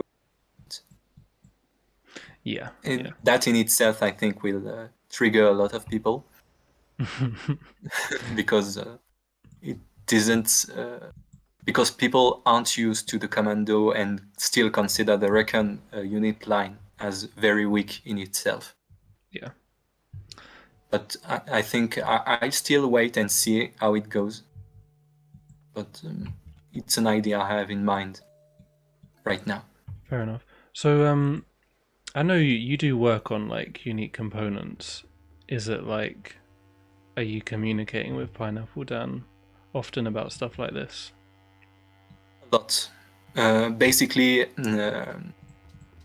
I didn't do the hard work for the unique component mod, but I was the one that triggered the whole process when I was in a difficult time, and I basically said, why not create this mod? And I threw a lot of ideas, and then I disappeared for months. Yeah. And when I came back, there was the group with Pineapple Dan and Adan and Slavo and such, and Blue Ghost and such, which had begun to work on this. And so I spoke with them a lot about this, and we stayed in contact since then. So I don't make the final decisions on that for that mod, because I'm not the one doing the heavy lifting, and so it's logical that I'm not making the decisions. Yeah. But I discuss quite a lot, indeed, with members of the mod and Pineapple Dan almost daily, but usually once every 2 to 3 days. Okay. That's cool. Alright, we've got some cool stuff coming up. We've got religion. We didn't get first. Celts did, unfortunately. Yes, but that's the Celts, so it's quite often that you have to take that into account. True. I'm hoping they went for that rubbish one they always go for. They went for that. I didn't want that anyway. But that's not a bad one. And veneration, of course. Always veneration. Wanted veneration? Yes. Oh, did you say I wanted it? Well, they took it, basically. I did have a little think about this. Should I be Taoist or Shinto? Or I think Shinto, because basically Ainu beliefs were the basis for Japanese Shintoism. Fair enough. The kami from Japanese Shintoism are directly inspired by the kamui from Ainu animism. I don't know what they are, to be honest. I don't know anything about Sorry, Shinto. I must sound like a weeb, but yes. Yeah, so my thoughts was actually Way of Noble Truths, because I basically feel like one of the main things you get from this unique improvement is actually quite a lot of faith. I believe the faith gets boosted at theology. You gain 2 faith per Katan at theology, so it's quite a lot. Yeah, so pretty significant compared to like, most other ways of getting faith. as long So as you don't put improvements next to them, of course. yeah, this is true. And I just feel like that one is the best way of actually using the faith. Like, obviously, if we were authority, I think hero worship would be really good to help you get more great generals as well. Do you know what? I have to say, I'm a bit just sad with the founder beliefs right now because I feel like ceremonial burial is really good with tradition. Uh, hero worship is really good with authority. To be honest, Way of Noble Truths is incredibly good, and all the other ones are just kind of like meh. I think Holy Law is quite good when you when you have the faith to spread your religion quickly, can be quite good. I'm not too sold on it just because it's so much effort to spread the religion out so much. I just think that you don't get that much back out of it. Maybe I'm just comparing this to back before, like when apostolic used to be amazing, and ceremonial burial could have, or the old way of the pilgrim used to be really good as well, and transcendence was also really good. Like, There has been a big nerf yeah, all definitely. around. Especially like there's no ways of really getting culture back now, which there used to be a lot of. But yeah, Way of Noble Truths, I think, because I'm thinking statecraft with a wide empire, with a good faith production, being able to get all the city-state allies, and like you'll have like some sort of wide coastal empire probably. Mm.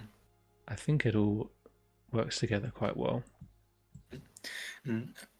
Especially if you find some military city-states, because as I said, the Ainu lacks offensively the punch that many other civs True. have thanks True. to their unique units. Yeah. And so gaining unique units can really allow you to do things that you weren't allowed to usually with this civ. True. True. And any building would be good, and I will go for orders because Because orders, it's yeah. an order. Well, to be honest, there is a thing that we're very wide and potentially open, so the defense, I honestly think, can sometimes be the best thing about orders. It's like +3 defense, but it's pretty big difference, like classical medieval era. And having a bonus for a civ that doesn't give you other bonuses in combat strength bonuses Yeah, can be interesting also. I guess it can help us level up our, like, if we want to make more pathfinders, the order and a barracks, they're already at level 3 kind of.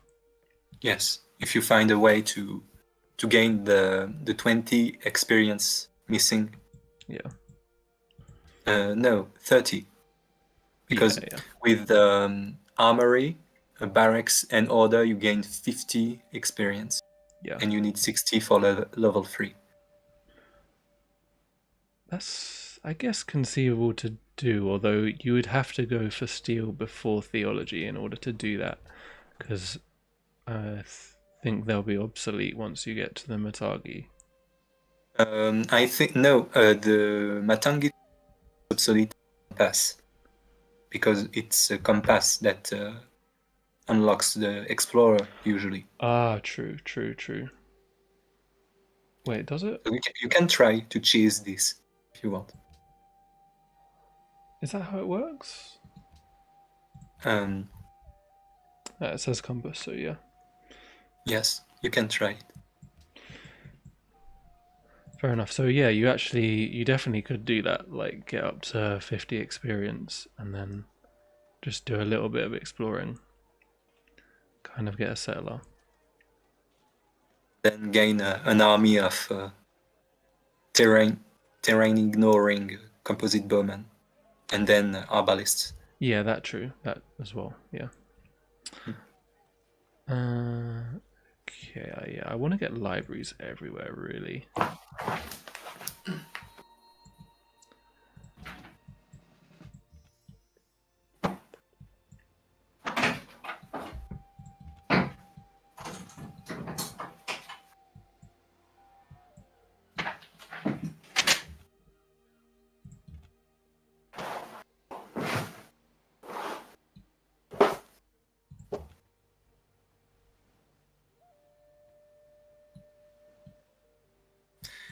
And if you are interested at least a bit by Ainu culture and you like to read manga or that kind of thing, there is actually a really good manga that talks about Ainu culture that is done seriously and with respect to both sides of the region, in the region. And it's called Golden Kamuy. Even though it's more Far West type of manga, it's quite fantasist by some aspect. But when it talks about Ainu culture in general, it's done really well and really respectfully and a lot of details. So if you are interested. Fair enough. Maybe write that in chat or something. Yes, I'll do it. So is it based on like the Civil War? No, it's during the very early 20th century when Ainu are basically wiped from Japan. A few remnants here and there, but Yeah. far less. Yes, so that's called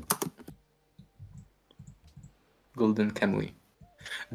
I don't like the anime personally, but the manga is really good and brings a lot of details. At least historically, it's interesting. Yeah. Fair enough. Mm.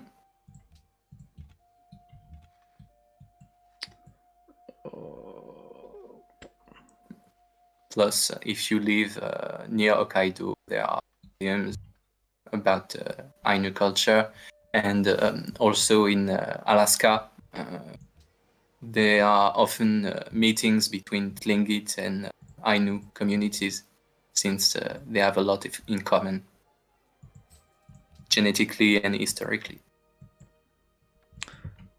That's quite far to go, though, isn't it? If you live in Alaska, I've never been in Asia. That for sure isn't for me, but at least right now. But if someone in the chat is living in these regions, there are ways to go and see. Yeah.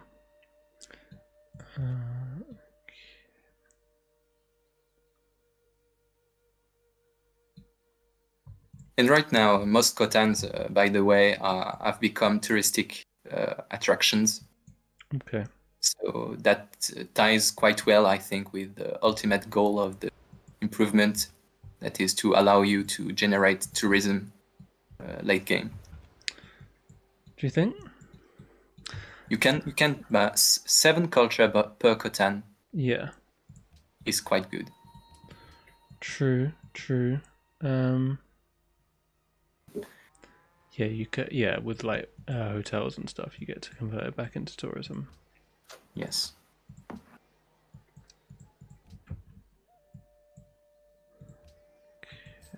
Let's have that.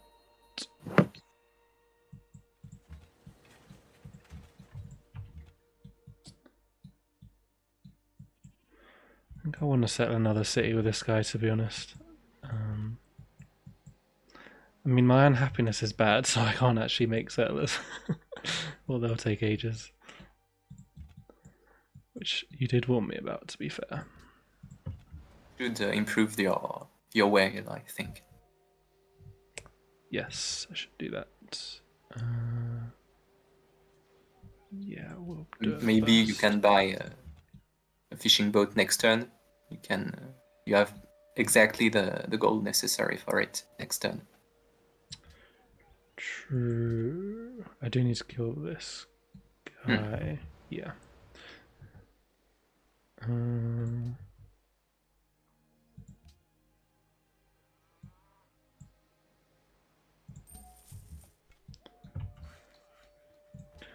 Another one done. Nice. Gotta repair this one. I believe I connected the cities now. What?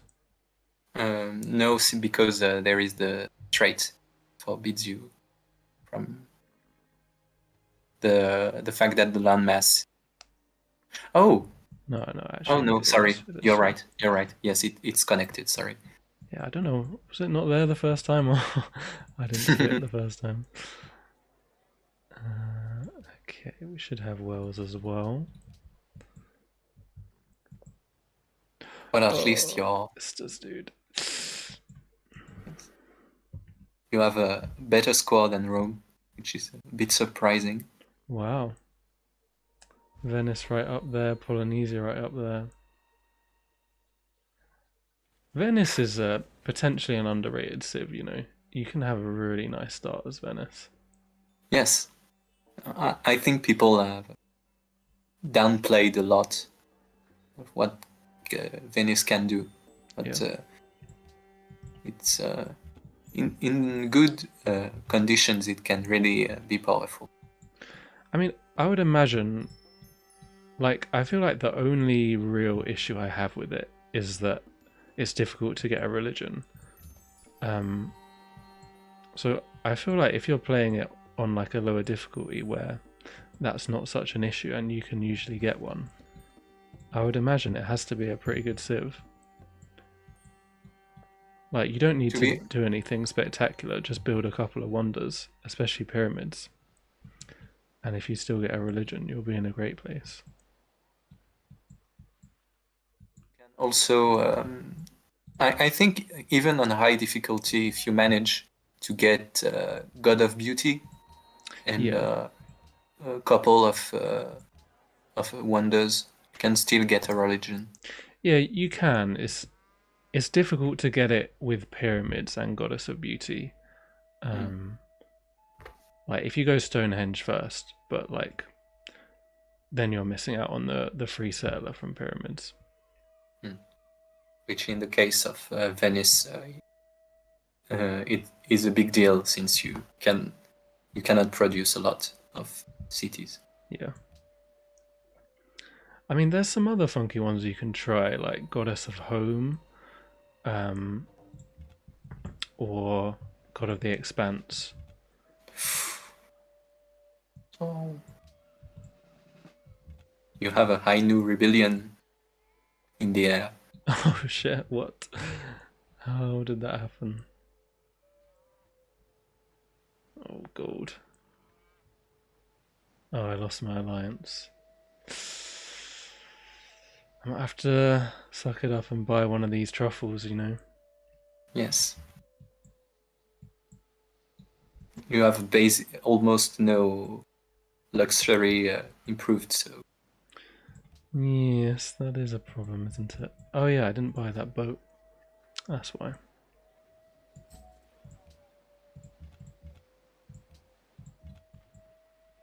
Yes, it's a trap, I think, with this civ to basically only have Katan in mind.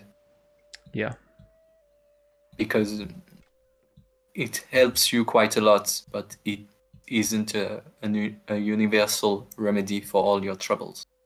Yeah. It brings other troubles. Yeah.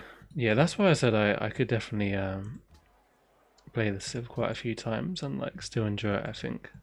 I felt similarly with France actually, that there was a lot, it's like a difficult Civ to play and there was a lot more to it than I assumed when I looked at it. So you wouldn't be for changing the UA, the current UA?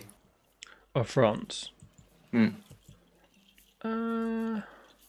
because we have been talking about a rework quite a lot. Sorry. I would not be against changing it, no, because one of them, as I said, is kind of abusable with the capturing cities thing, and the other one, I think, is with the percentage bonus for conquering. I think is too snowbally. So yeah, I wouldn't be against a change. But also, it was quite fun to play. I think that's the main reason why against the change early on, because when you win with France, it's such a blast. Yeah. it's you feel a bit invincible when you roll around, beating everyone and having super productive cities with a ton of culture. Yeah. Yeah, But I mean, I guess I always lean towards like balance over fun, so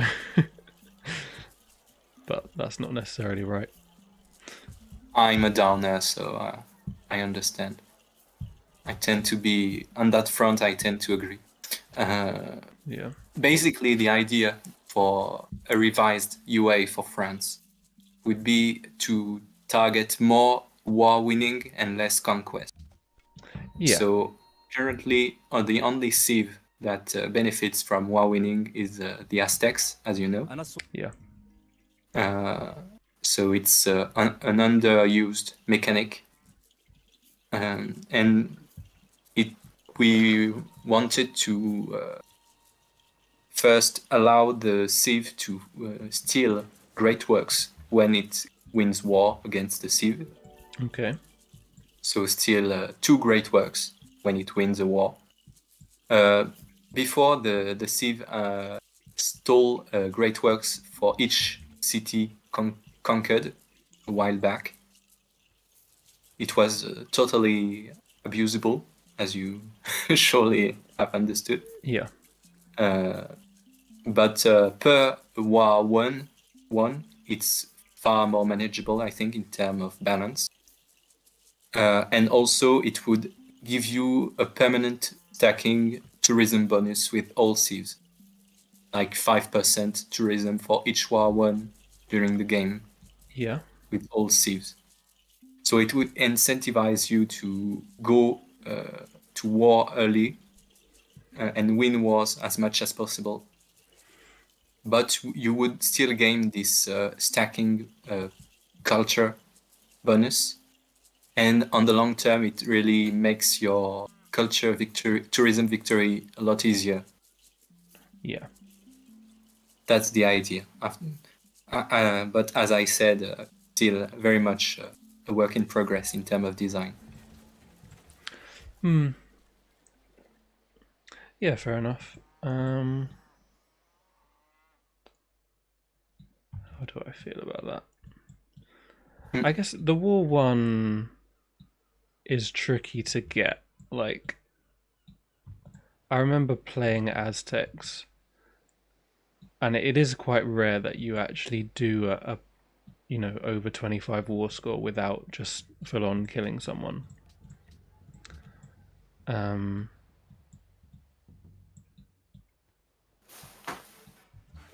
yeah, but I mean, I guess it is similar to how France works anyway, because I was actually doing a lot of wars where I was getting like 40% war score from conquering like one city, but I wasn't really trying to 100% it. I guess it's not something I've ever tried, like a strategy I've ever really tried to like win wars. Um, yeah, it could be interesting. As I said, we'll see. There is a lot of negotiation to do to at least attempt to to work on this. Knowing that also the civ would get double theming bonuses from everything, which could be quite significant toward the end game. Yeah. Well, with does it get double? With unique components, it does. No, it doesn't. So what you see with the Salon currently would be doubled with this reworked UA. Do you know? I think it actually is connecting the stone, which is kind of interesting, isn't it? Oh yes, yes. I talked a lot with Gwenog about this, and I think indeed it improves bonus resources, but it cannot be placed on them. So once again, a bit janky in terms of design. Yeah, for sure. Right now. But as I said, I intend to change things a bit. Okay, I probably should buy this incense. Or maybe I should just buy some stupid truffles or whatever. Salve. He doesn't like you. Dywarodd o da i chwi. Yeah. Rydym yn glistiau I gyd. That's a bit much. It is, but we would get an alliance and money, and we could then get another mission for a different resource. Yes. That's right. Bitch. So I do like just doing it.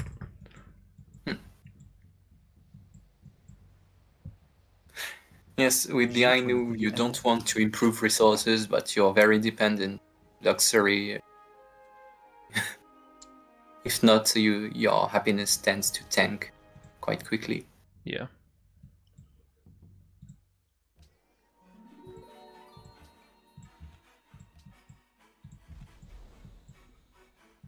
That's why I feel fealty can also be a good policy tree for.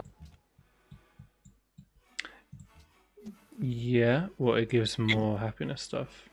Yes, it gives a lot of happiness. Plus, it gives even more faith, and also a bit of science. True. So, all around, it's also quite solid.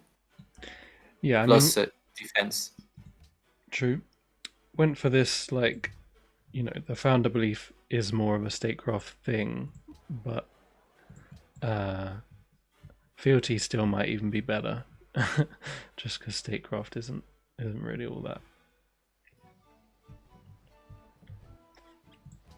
The problem with the statecraft opener is that, as I said, you won't have a lot of population throughout the game. At least during the first half, when you have to manage your carefully. Yeah. So it won't be as powerful, for example, China or that kind of thing, where you have a ton of population. Yeah. Or India. True. We will get this And- happiness policy soon, though. That should make a fairly big difference. Plus the Great Nispa. Yes, also true.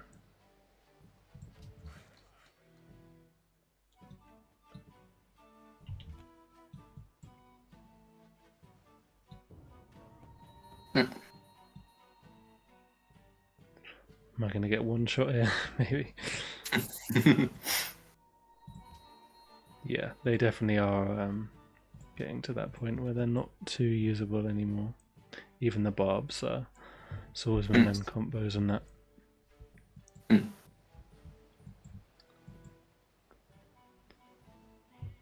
can still explore, so Yeah, I mean, if you manage to have lots the to combination and preserve some unexplored tiles, I think you can still have 2 or 3 Mata at level 4, maybe. Yeah. It's quite rare to see Morocco low in score. Yeah, I guess they missed some wonders probably. And Venice so high. They did build pyramids and Great Library. Yes. Wow, terracotta as well. Crazy. Just everything. And they are winning their war against Rome. Of course.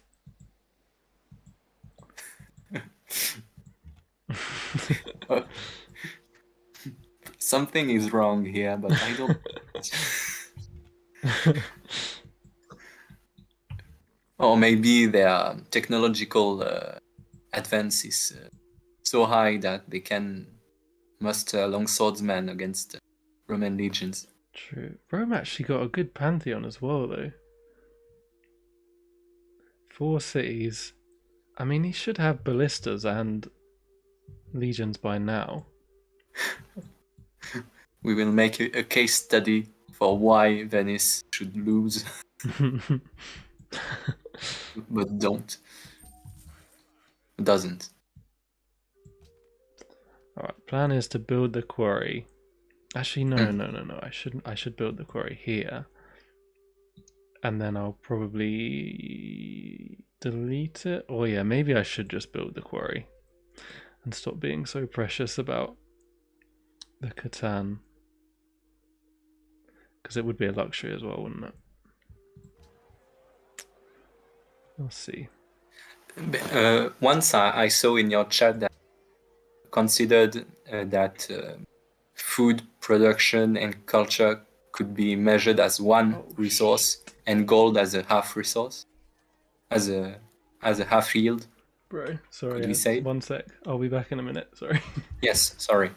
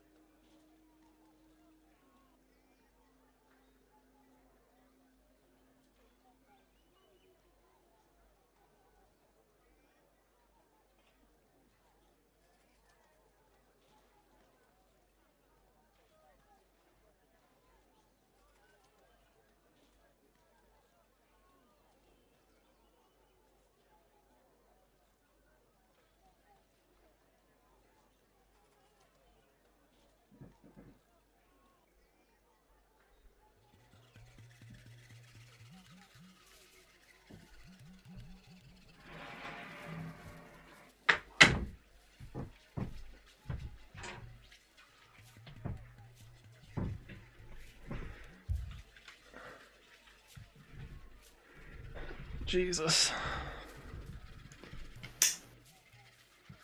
Are you well?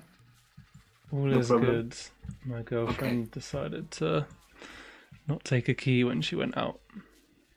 Oh, that can happen.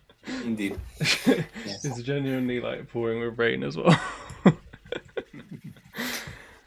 It's all good now. Yes. Wow, it's basically midnight. True. So, I won't. Unfortunately, I cannot stay much longer. I have work to do for tomorrow. Fair. Yeah, I'll probably end soon. Yes. Just if you want to one day make another stream with the Civ, would you wait for a version the Katan is a bit reworked? Or do you Yeah, think for sure. I mean, like, okay. I might even just play this one on, because I feel like this is a fairly interesting game. Yeah, I mean, I can come back to it in the future as well.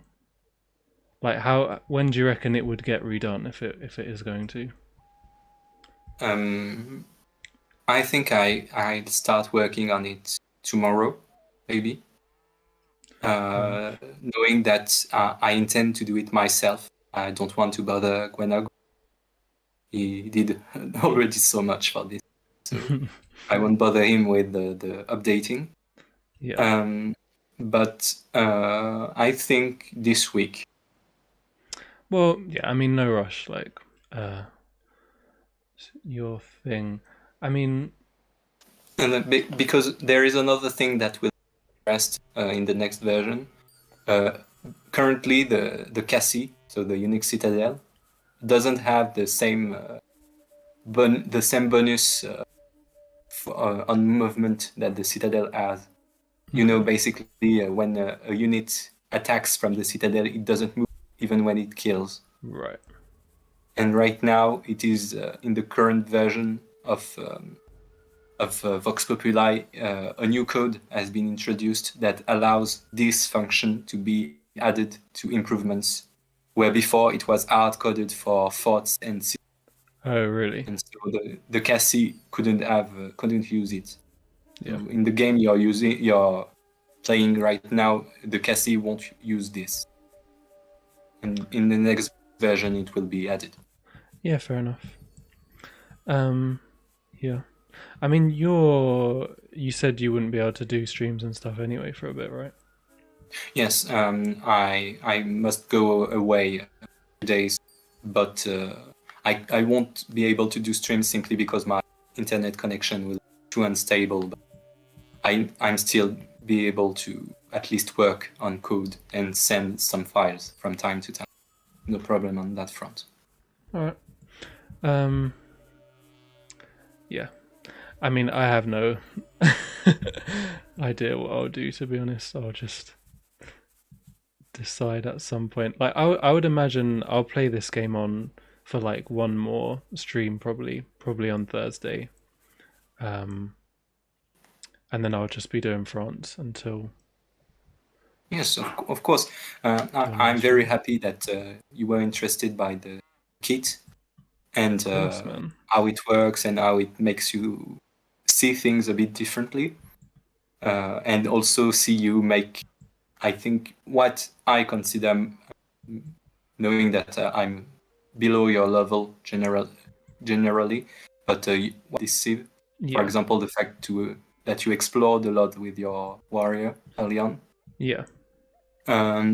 So you learn, you criticize some points. So I think the objective of this playthrough is already reached for me. I'm very happy to have been invited. Nice, man. Well, I'm glad that you joined me. I mean, I like having all the history and stuff of the civs. I know you were saying you were talking too much, but I think it's interesting. Like, obviously, often I'm just trying to play good, but I do think it's cool to have the information and like have stuff. Like, especially when things have art, like unique art. I actually do quite like that on the civs. If you are interested, the Civilopedia, I did the Civilopedia and worked.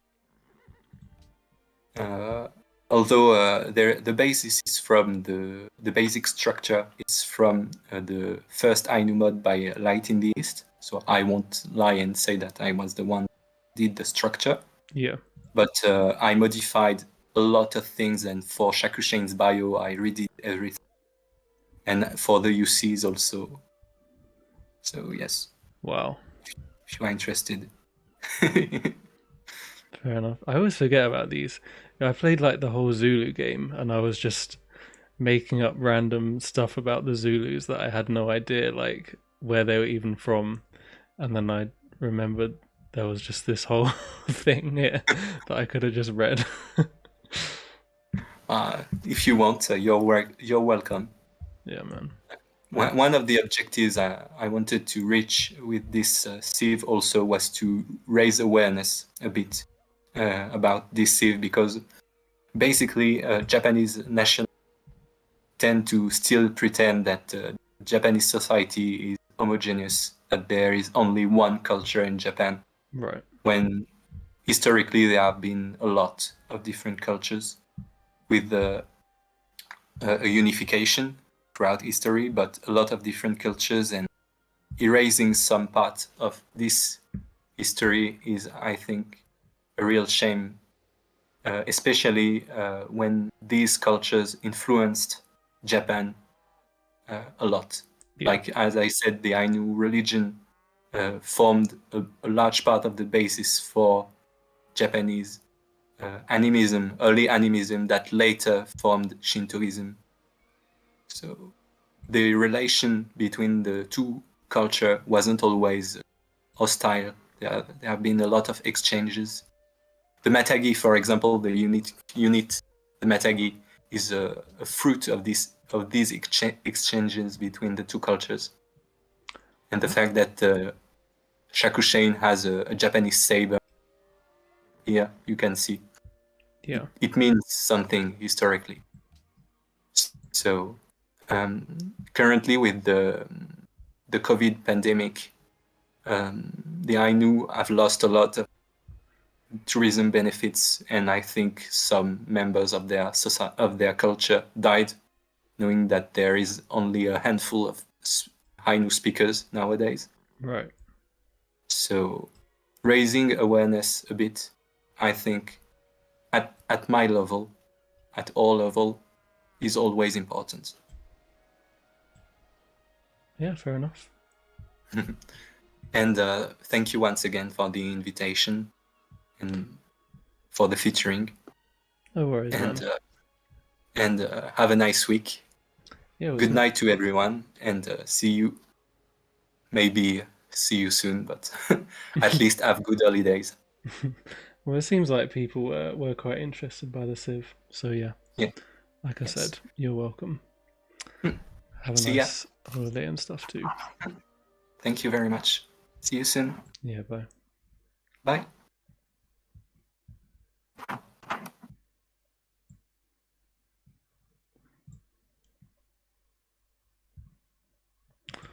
That was nice, wasn't it? Yeah, crazy unique Civ. I knew from the start that I was gonna mess it up. I was literally just like, I don't know what to do, because the Katan placement, the pathfinder moving around, I just felt like it was going to be very different to like most Civs, and obviously it is. But I still feel like this is going really well, actually. Like, this is a little bit similar to the Polynesia game, where we took this founder belief and had all of the city states, except we'll have more faith this time. Maybe less culture and production and less happiness as well, which obviously could be a problem. I'm trying to focus science right now on the off chance that we could get to theology first. I mean, I want to build this, but we need 9 more pop for that, which with the happiness is a definite problem.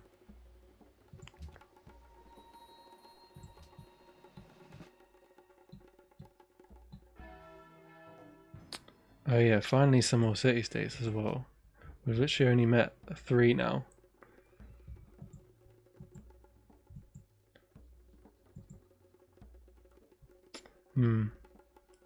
Man, I'm just so greedy. I hate the idea of building like a cocoa plantation and making my Katan like 2 yields worse, dude. I just can't stomach it.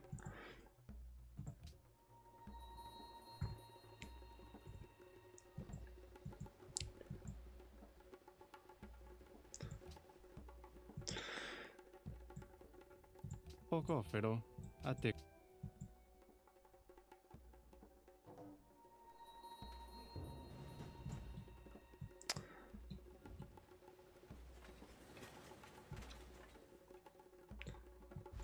Okay.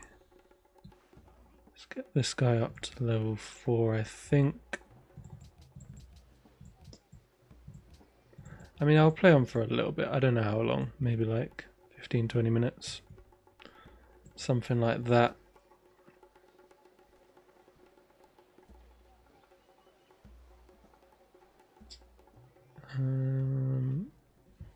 Let's have that. Anyways, other news, guys. I started another of the challenge things. I don't think anyone's actually done it yet. I guess it probably was a bit longer than the original one I did. But I do feel like it would be cool if people were getting involved in it. Yeah, maybe this isn't the best challenge. But the first one was quite interesting, with getting the religion as quick as possible with India. And I definitely have a lot of other ideas, actually. Is this guy going to pillage my shit? I can probably take a hit from him.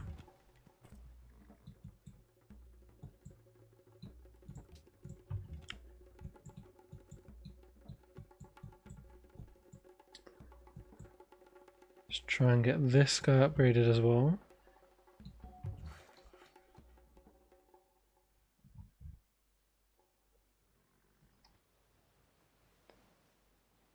I guess I don't chop down that forest unless I actually need like marble for a quest or something like that.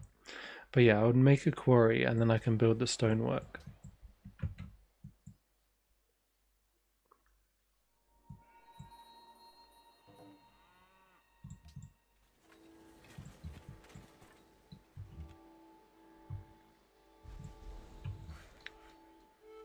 Let's do that.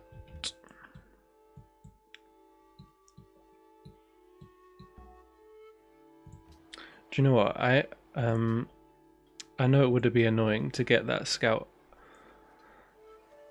upgrade like accidentally on a ruin, but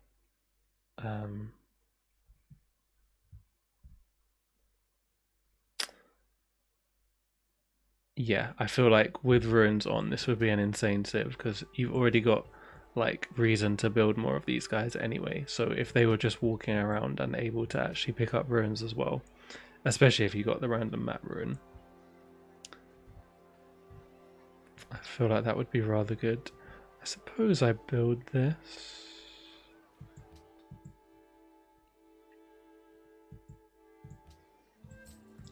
Let's have that. I'm just gonna not care about happiness and hope that the policy sorts it out.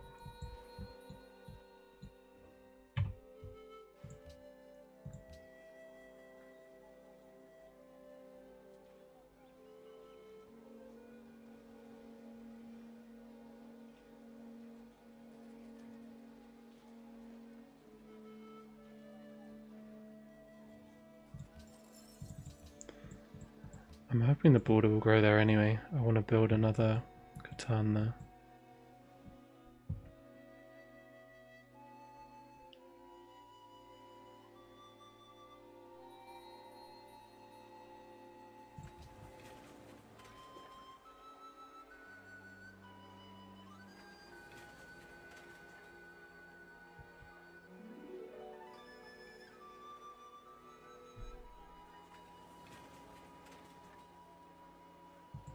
Fuck it, let's just build granaries.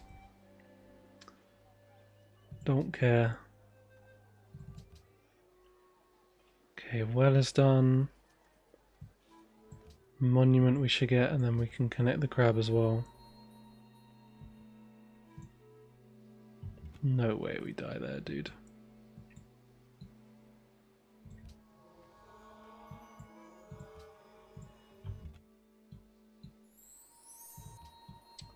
Bucharest, nice.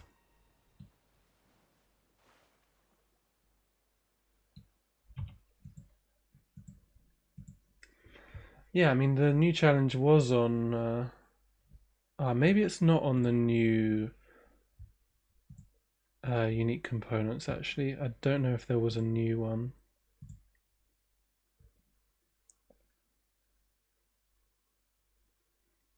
Was there a version 71 or something like that? Ah, there is. I mean, it was on the new patch, but with version 70.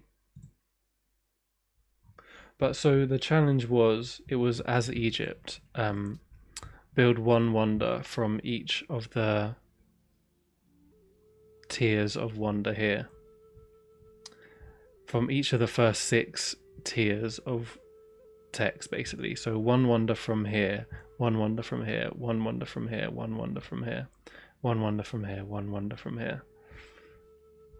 I mean, I know maybe wonders aren't the best challenges just because it's quite annoying to have to compete against the AI, and like if you miss one, you're screwed. Like, it's not like it was a game where there's no enemies that could take the wonders off you. But it was on Prince. I honestly don't know what it's like to play on Prince. So I don't know how much competition option they actually give. But I obviously hoped that it wasn't much.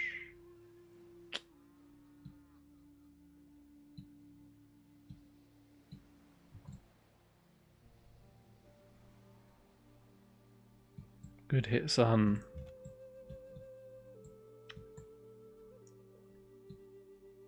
Okay, he built the thing. I mean, I guess I'll send the link.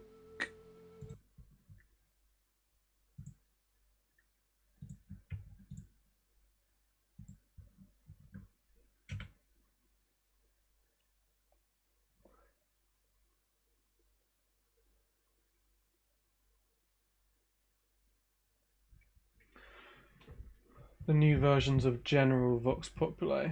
Well, it's the beta ones. Like, the beta version is basically the official version. Like, the official versions just seem to randomly get called official for no real reason. It's not like it's like some specially tailored version. So, at least from what I've seen. So, I feel like you might as well just download the beta. Okay, do they have a religion? No, but you'd expect them to, I suppose. Although they went tutelary.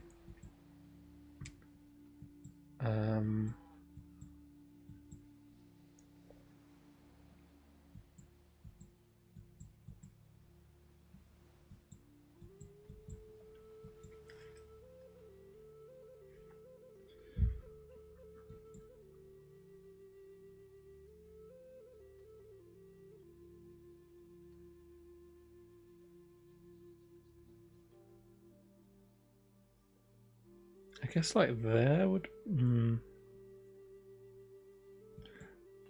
Like I could put cities there, is what I'm meaning. I still wanted a city here. I feel like that would be fair enough. Though we would need to build a road to actually connect it. A city over here. Maybe another one up here.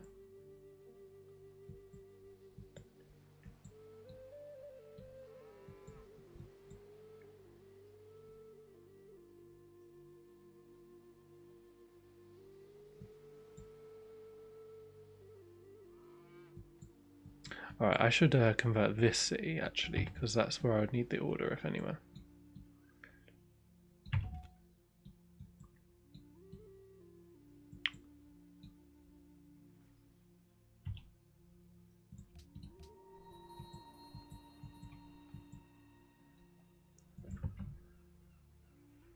Sta offerta non sarà valida per tanto tempo.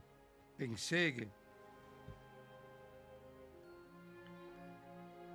I guess I shouldn't do this.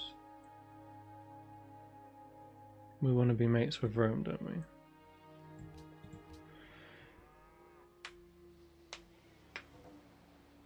Yeah, I mean, what even was the last official version, dude? I honestly don't know.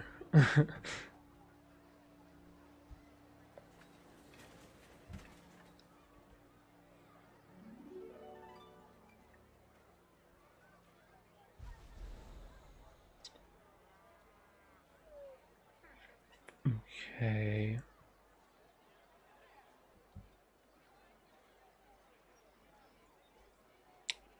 Well, probably should build some workers.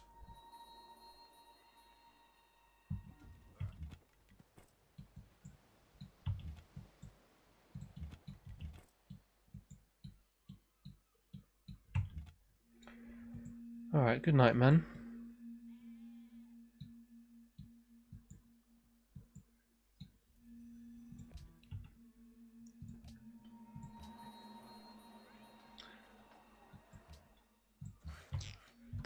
Hope you enjoyed it while you were here. I do like doing streams like this, you know.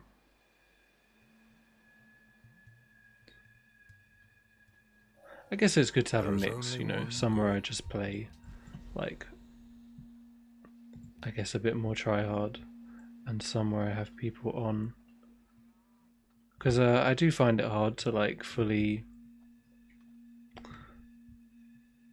like take it mega seriously when chatting, obviously. Well, not even just take it seriously, just like it's just like distracting, obviously, from the actual gameplay. But at the same time, I do feel like it makes it more interesting. And like so many people put like a lot of effort into making good shit on for this mod.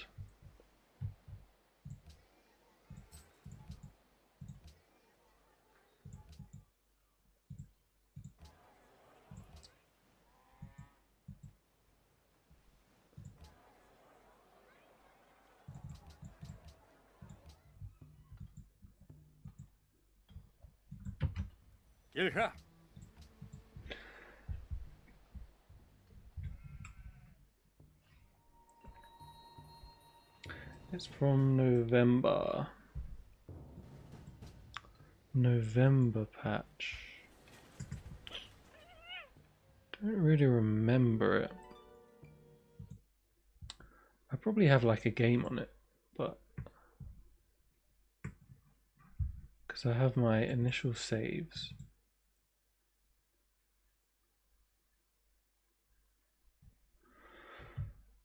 So Askia I did on October the 7th one. Netherlands was also on October the 7th. What did I do after Netherlands? China was January the 9th. Morocco was also. So it probably is 7th of October, because I have 3 games from there.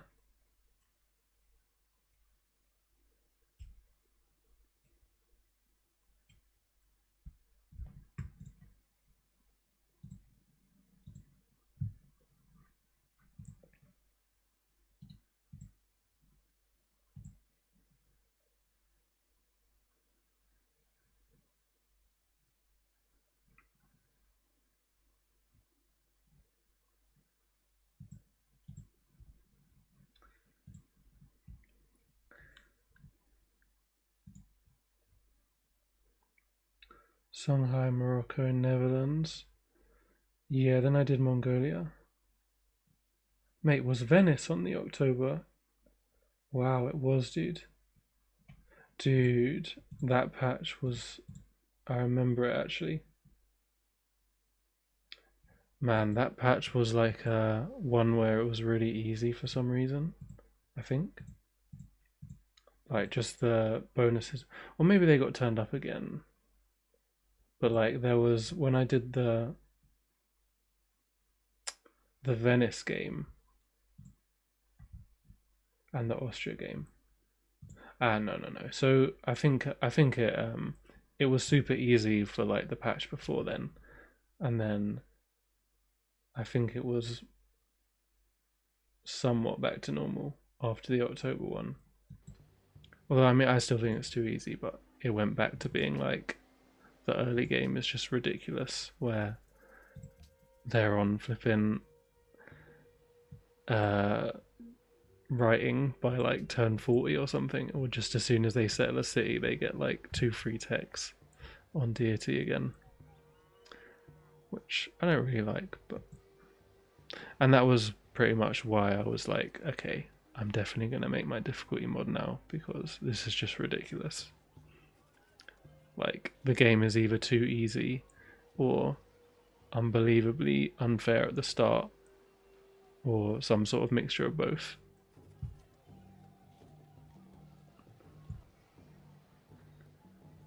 Alright, let's get a lighthouse.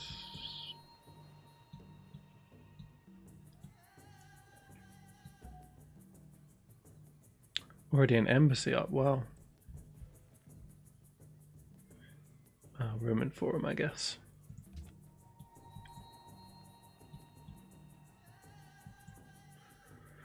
What is this going to be? Venice? We should take a look at Venice actually, because it might be good to send a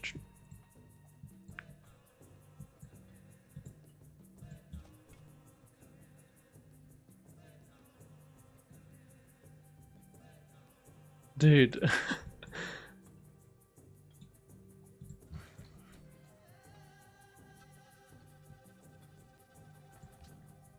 I might have fucked up here, guys.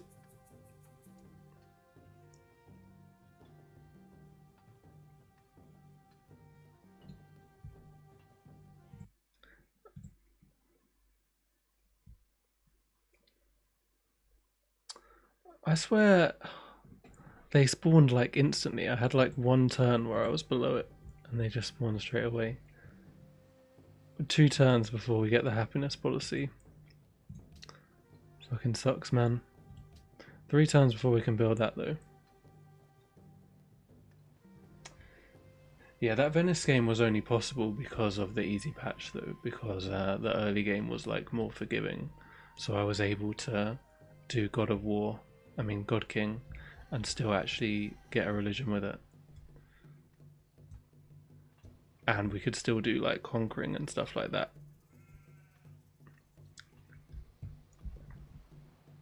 Like I said, Venice is amazing, but you just have to get a religion, and doing that is pretty hard. I mean, God King has been buffed, so I wonder if it's plausible now. So God King, 2 faith straight away. Build pyramids. So you get another city. You get more faith straight away.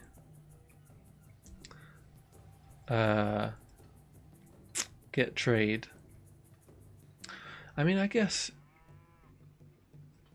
you know, because then you get another Merchant of Venice. You could use that Merchant of Venice to buy a city-state that had some spearmen.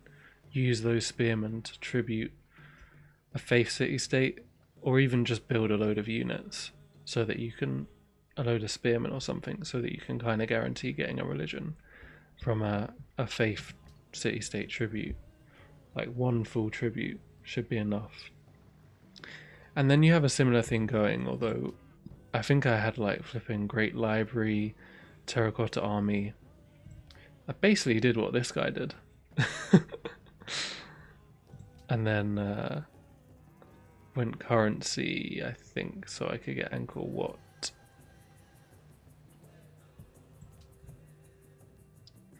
But I don't know if I would still do that, because I think tribute didn't used to get, like, the production and gold from border growth didn't used to get doubled at the end. But it now does. So you actually do kind of want to be full authority. Whereas I went like tradition, sovereignty, authority 3, progress 1, progress 3. Also, yeah, the end game wouldn't be so ridiculous because tributes have been completely changed. And the tribute bonus from using great generals is now gone.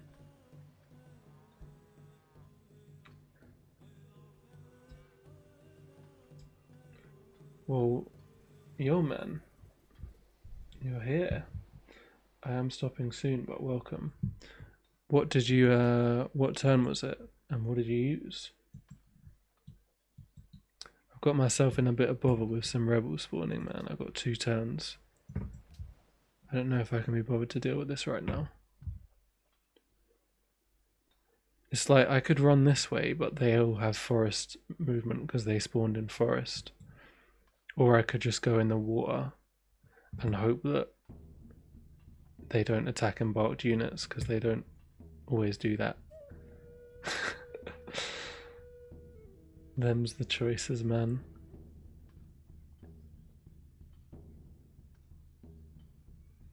Guess I should just go that way, we might lose our warrior.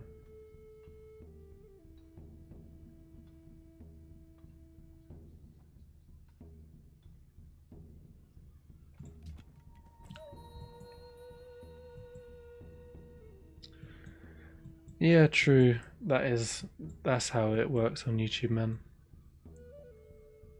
Yeah. Just literally.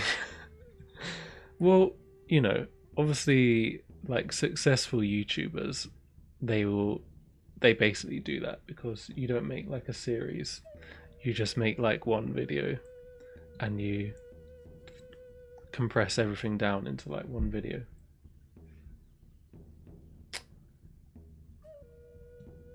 God of the Expanse of Tradition. Nice. Yeah, I guess like ideally you'd want to be able to get a religion without having to go Stonehenge. I feel like if you can get a religion while going pyramids as Venice, that's the absolute dream.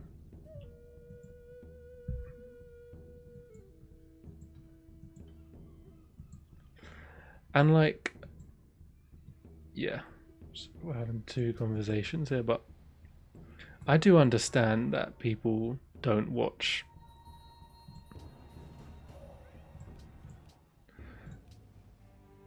Bro, I forgot that Oracle was even a thing, but I guess I had no hope of building it anyway.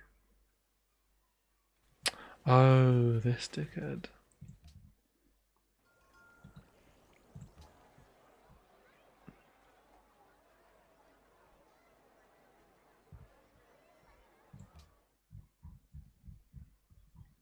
Fuck this, man, we'll come back to it. I don't even want to hit that guy because he'll pillage my shit. Like, it makes sense, and the thing is that it's not like... I feel like people would watch more of the late game videos if it was more like cut out. So if I was just like, oh, I did this and then I did this and whatever, this happened, and then just show like interesting bits, and that would make the videos shorter, but that actually makes it take way longer for me to do, because editing is really long. And I feel like even if I did that, at best, less people would stop watching. Do you know what I mean? So it's not like I would actually get more viewers really from, like I would get some more viewers from doing that, but it would be like way more effort, and I don't think I would get any new viewers from doing that, whereas I guess the new viewers come to the first episodes anyway.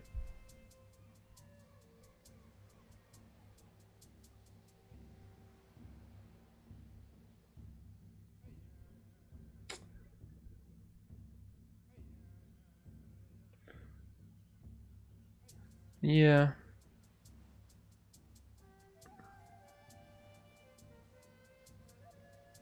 Turn 75 to 78. Wow. I mean, yeah, that is well early, dude. I don't think that's ever not first.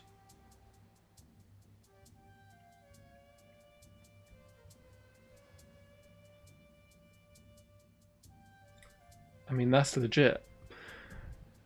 Obviously, I don't think that's the best Pantheon to have later on. Oh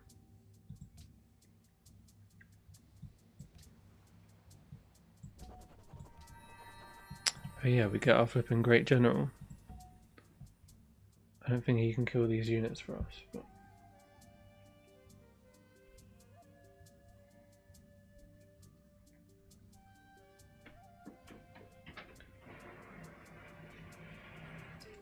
I thought now when you invest in something it literally goes straight into the queue at the top.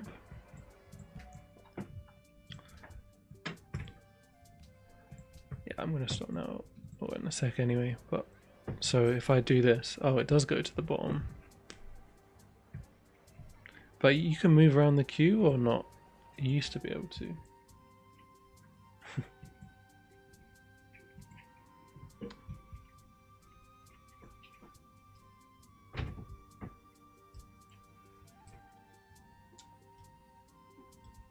But yeah, I don't know.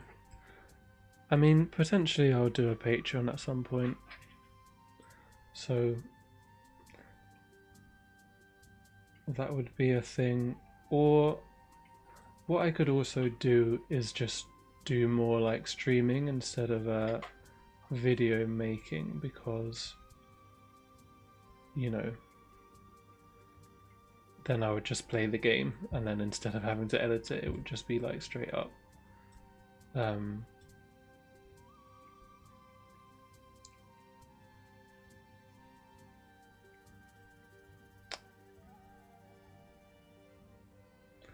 But again, I don't know, you know,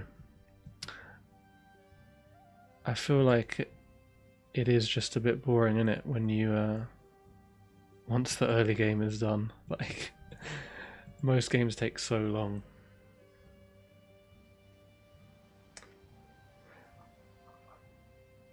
I have one other idea for making games interesting, right? Which was inspired by you, Hanoi.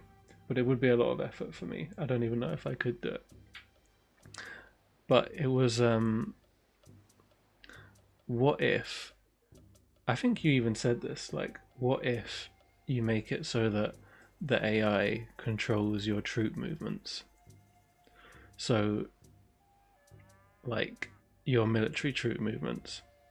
So all you have to do is choose the buildings, choose the troops that you want to make, choose, I guess, the wars and stuff, and then you just let the AI do all the troop movements. And obviously, it would be really shit, but at least you wouldn't have to spend like 10 minutes on every turn late game. It would be fairer because you wouldn't just be able to win like every war. So you could turn the difficulty down like massively in terms of, you know, the amount of yields and stuff they get extra. And it would definitely balance out the authority being better than progress and tradition. I don't even know if I would ever go authority if it was that.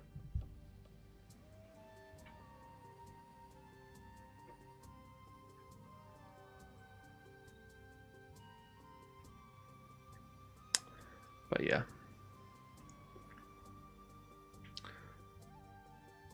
Those are my thoughts on making more interesting stuff. It would be tough to watch, but it would be quite funny as well. At least for like one game.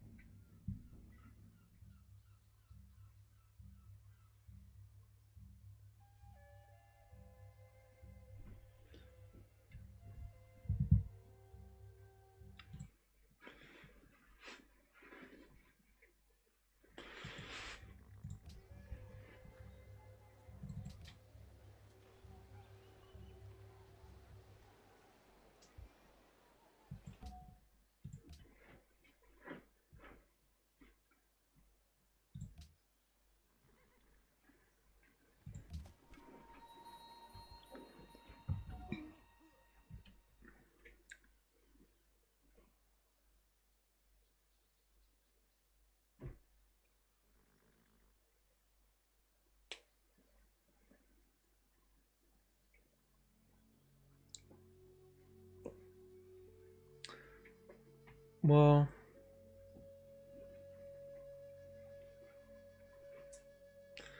could say, I mean, they don't do a lot of things though. You could say a lot of things are cheating if it's just based on what they don't do.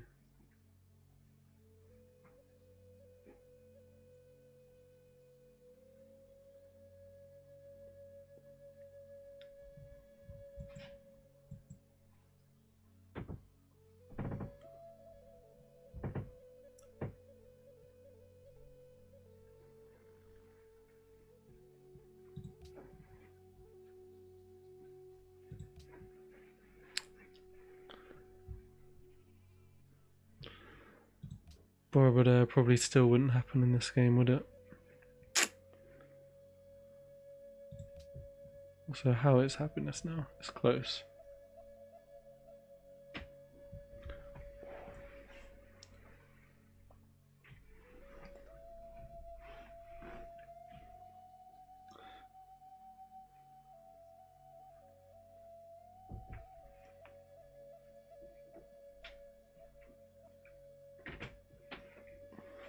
But yeah, France game is pretty cool. I mean, it's about as like interesting as a game can be in a way, because it's got a bit of everything. Maybe the only thing is that it's going a little bit too well, so I'd be surprised if I actually had trouble winning the France game. And I also know that there's going to end up being a lot of grind with units still, just because I'm going to have to try and conquer like America or Germany or something. And even though we have good units, well, especially trying to conquer America would be super difficult. But probably even taking out Germany might take a while.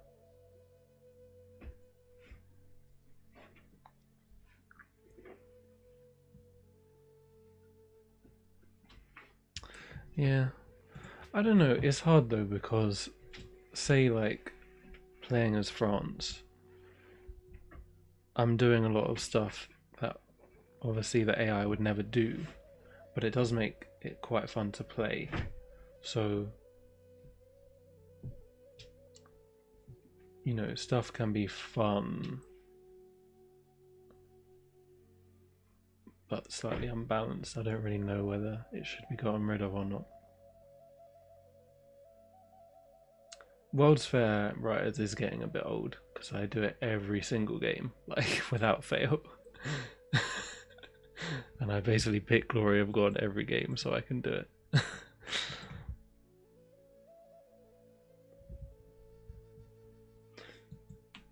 But otherwise, especially with the tourism changes, like you will just get destroyed on tourism if you don't do that, because you need so much faith to actually to cultures stay ahead.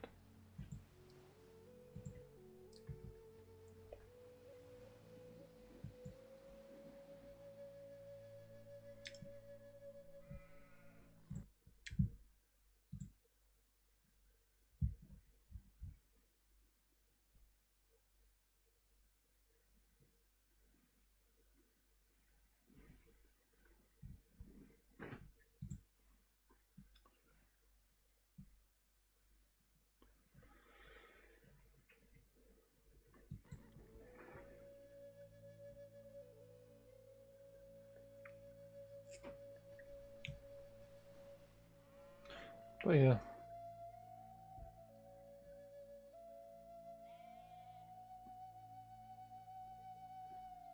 Yeah, nice man. I think, you know, I think we were getting overly worried about the having to war to win. I think a lot of that was due to the fact that we were playing on like the Pangea maps. Like that oval map is basically a Pangea map that we did the Babylon game on. And so, and the start was like in the middle of it. So whenever you try and play not authority in that situation, it just ends up being brutal.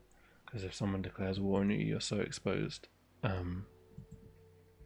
So I do think on like a continency map, you can definitely get away with progress or tradition, and it can be better.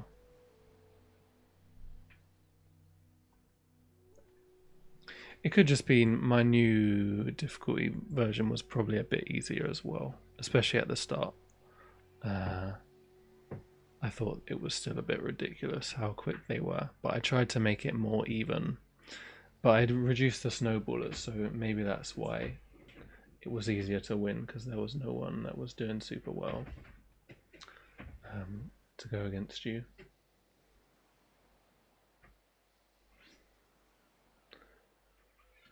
But I was hoping that the other civs would make it more interesting by still being involved. I don't know. See what happens in the France game.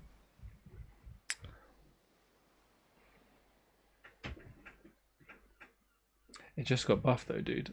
It's actually pretty significant, this organization +1 production. I mean, you have more production as progress than authority now after 2 policies. And then you get 15% here. I mean, that's not significant.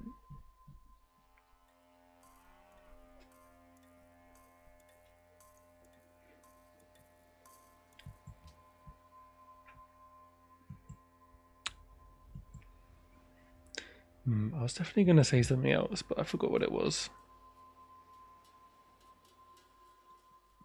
To come back to it another time.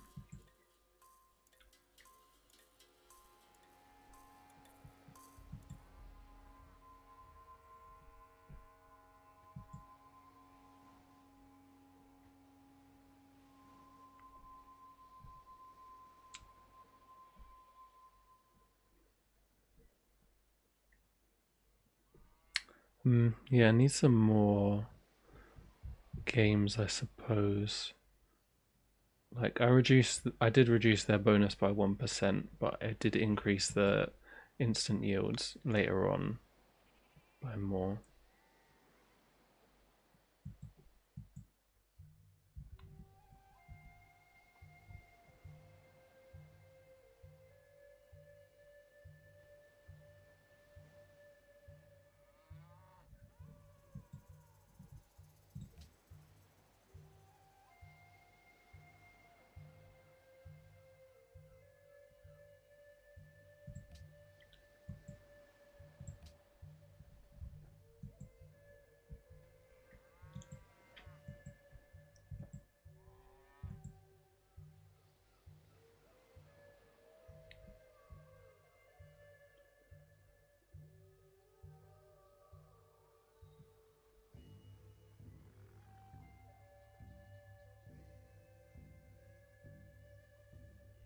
Well, progress is definitely science.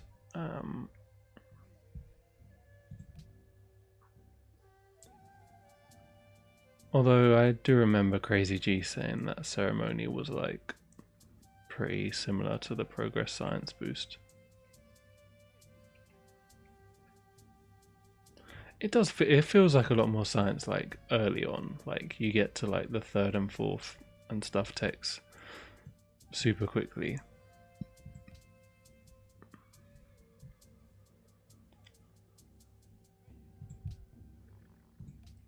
But I mean, I guess you can do that now and then go straight for libraries and build them a lot quicker.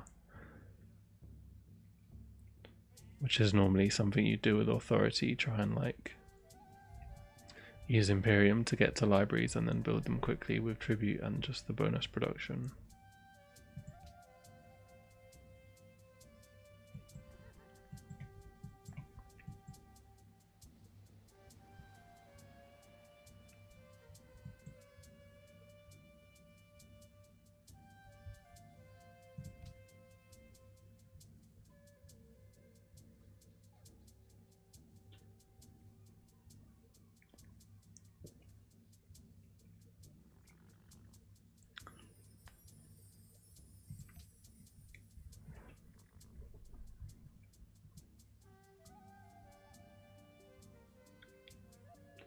Well, it's different though, because you got the wide empire instead of like the one city. And if you have it going along with something else, like a good improvement that you're building, or, good unique buildings or something that you want a lot of cities, and then it has the big help to happiness. I mean, I feel like with this,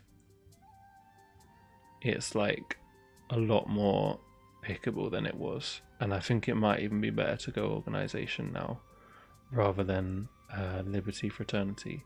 I went organization before them in this game, but I had really good culture with the unique improvements, so don't know.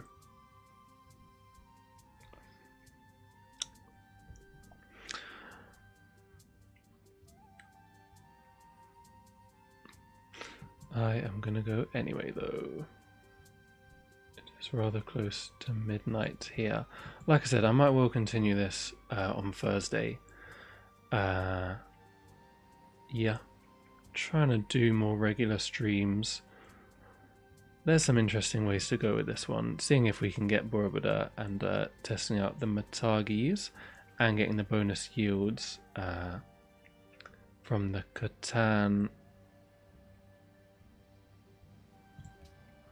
would be rather nice. Trying to see if we can defend against Rome as well. Other than that,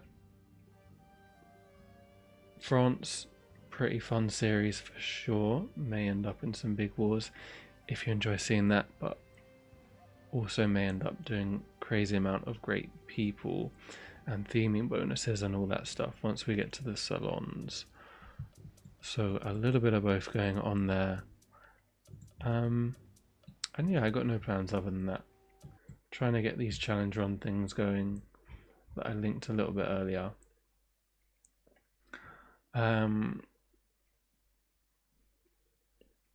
Yeah.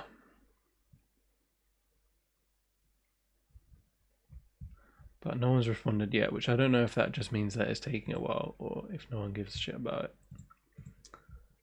We shall see. Right, guys, I hope you all enjoyed the series. Have a good night, and I will see you all soon.